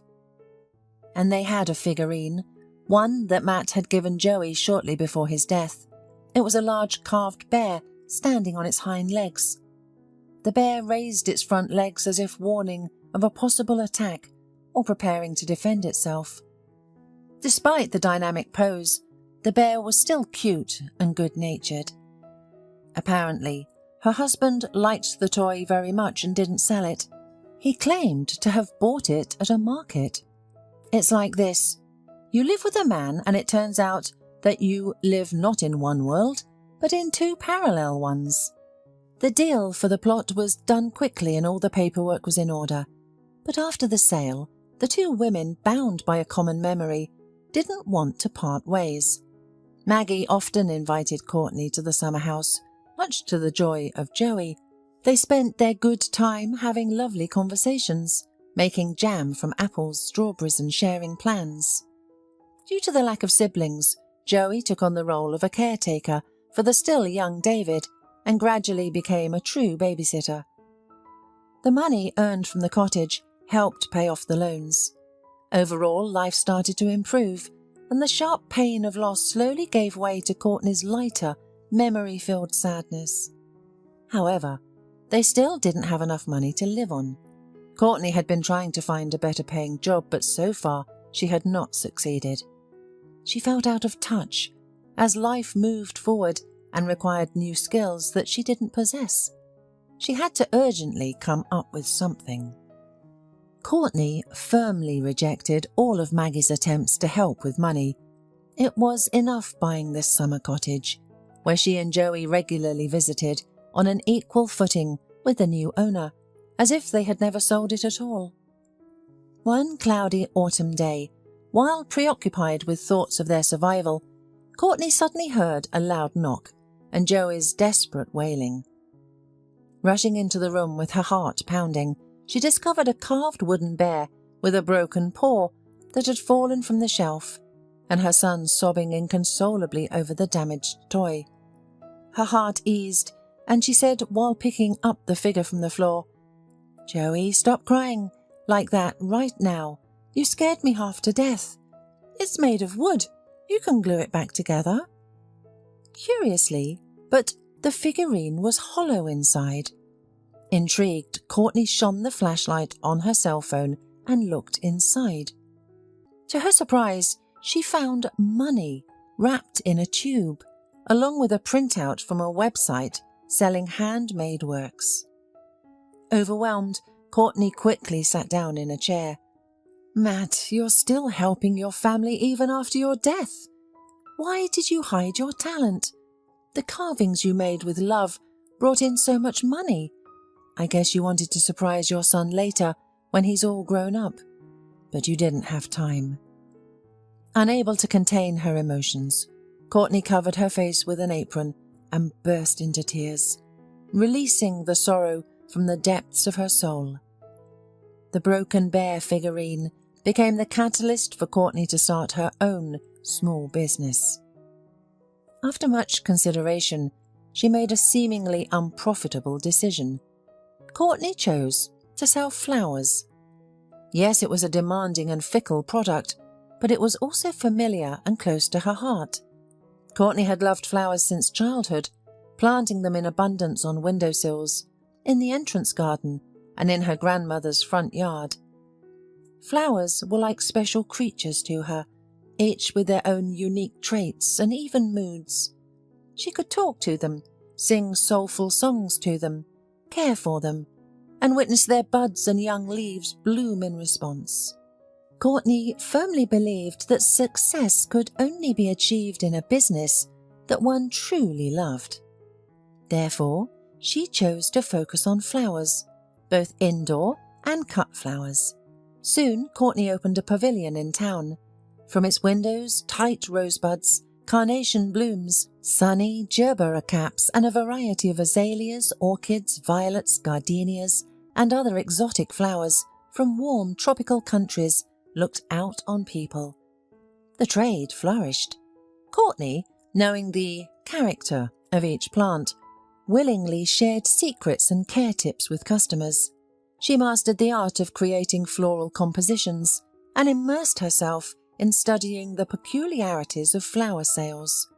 Her innate taste and sense of style became invaluable assets. The compositions she created were exquisite and unique, and Courtney gradually started building her own circle of loyal customers, which of course included Maggie. Immersed in floral advertising brochures, the women already planned their spring gardening at the summer house. They discussed which flowers and bushes to plant, where to create a flower bed, and where to place the curly stems of clematis and bush roses. Unbeknownst to them, February passed by in cares and troubles, and with it came Matt's birthday. The women gathered at the cemetery. The day was clear and not too frosty. Attending the church before the cemetery gave them a special mood, and the grief of their loss took on new notes of reverence for the inevitable eternity. The cemetery was deserted. "It's a symbolic triumph of life over death," Maggie said thoughtfully, tossing some peanut kernels she had found in her pocket onto the trampled snow. To reach Matt's grave, they had to walk through the deep snow that covered the graves, resembling a fluffy, untouched, snow-white carpet. The grave mound was barely visible under the snow, and from a small monument made of marble chips, the smiling, lively face of the man who had meant so much to both women looked back at them. Courtney, unable to hold back her tears, sobbed, while Maggie remained silent and composed. "We couldn't even put up a proper gravestone for Matt," Courtney sobbed through her tears. "Do you really think the deceased need gravestones from us?" Maggie suddenly raised her eyes sternly. "They need our memory. And a gravestone is just a way to console ourselves, to say, 'I did everything I could, I spared no expense.'" The women stood for a while longer. Courtney asked her husband's forgiveness, while Maggie whispered a quiet prayer. The short winter day was about to enter its evening. Embracing each other, the friends made their way to the cemetery exit. From that day on, Courtney's exhausted and tormented soul slowly calmed down.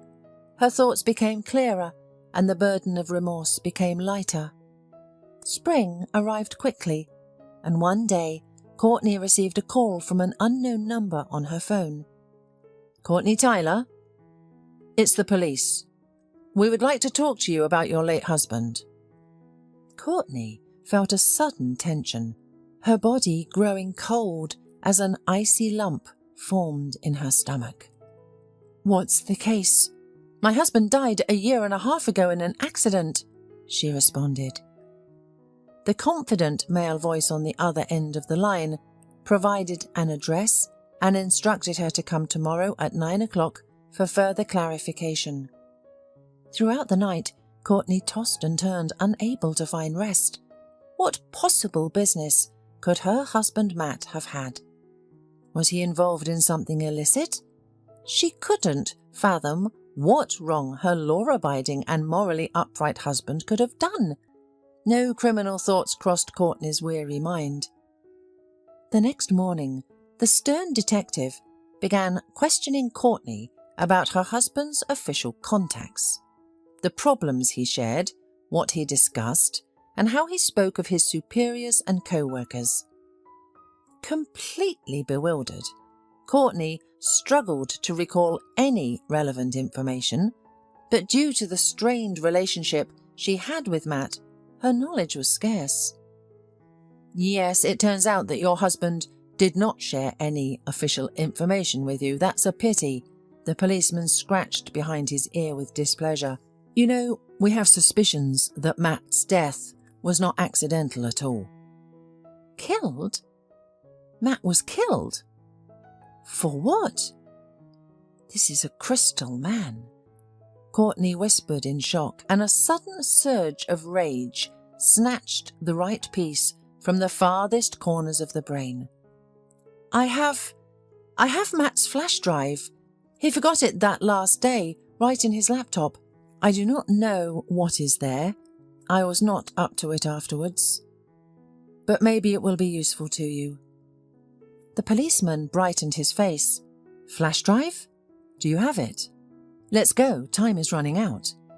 And getting into his car, they quickly drove to Courtney's house. The policeman, having received the coveted evidence, decided to look at it right away, right at Courtney's. She went to make tea for the guest, and the man buried his head in a pile of tables and copies of documents. 10 minutes later, the obviously delighted policeman agreed to drink tea. Your flash drive is a gift of fate, he confessed, crunching the cookie. I was afraid that I got another unsolved case. I had some suspicions, but there was no concrete evidence to hold on to. Now, I'll pursue the case. He squinted unkindly, and this squint did not bode well for the culprits. Is it possible to ask anything? Courtney asked cautiously. Frankly speaking, it is impossible, the man confirmed. We will see this case through to the end, and then you will find out everything. To fill the impending silence, he asked, Is it difficult for you and your son without a breadwinner, perhaps? It's not like that anymore, Courtney replied.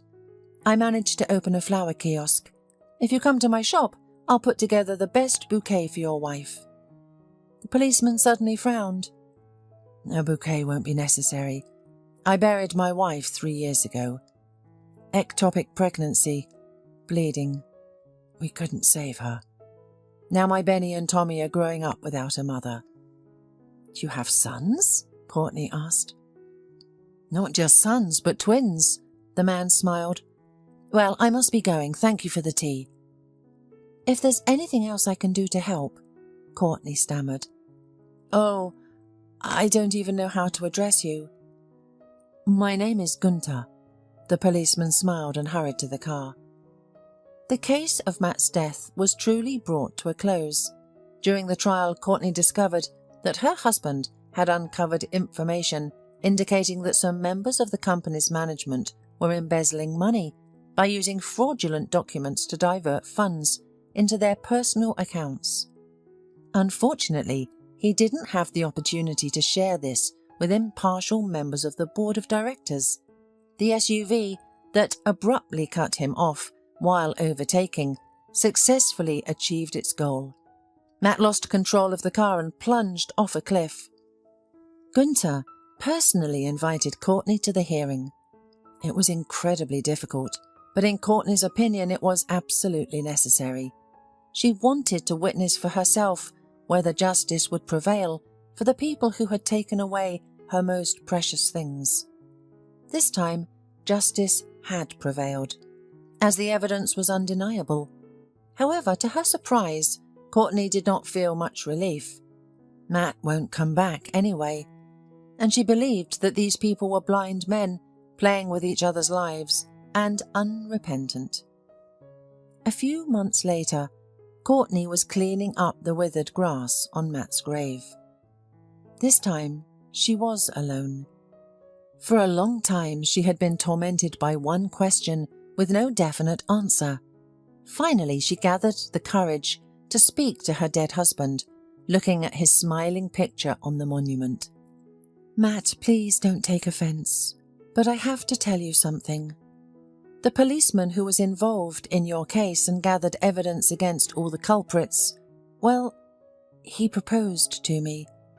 He's a widower too and is raising 2 boys on his own. It wouldn't be good for them to grow up without a mother. And Joey is growing up. He could use a strong father figure. Gunther. He's a good and reliable man. Matt, would you be upset if I accepted his proposal? Courtney stared intently at her husband's picture, as if he could truly answer her. But Matt's smile remained the same, forever cheerful and young.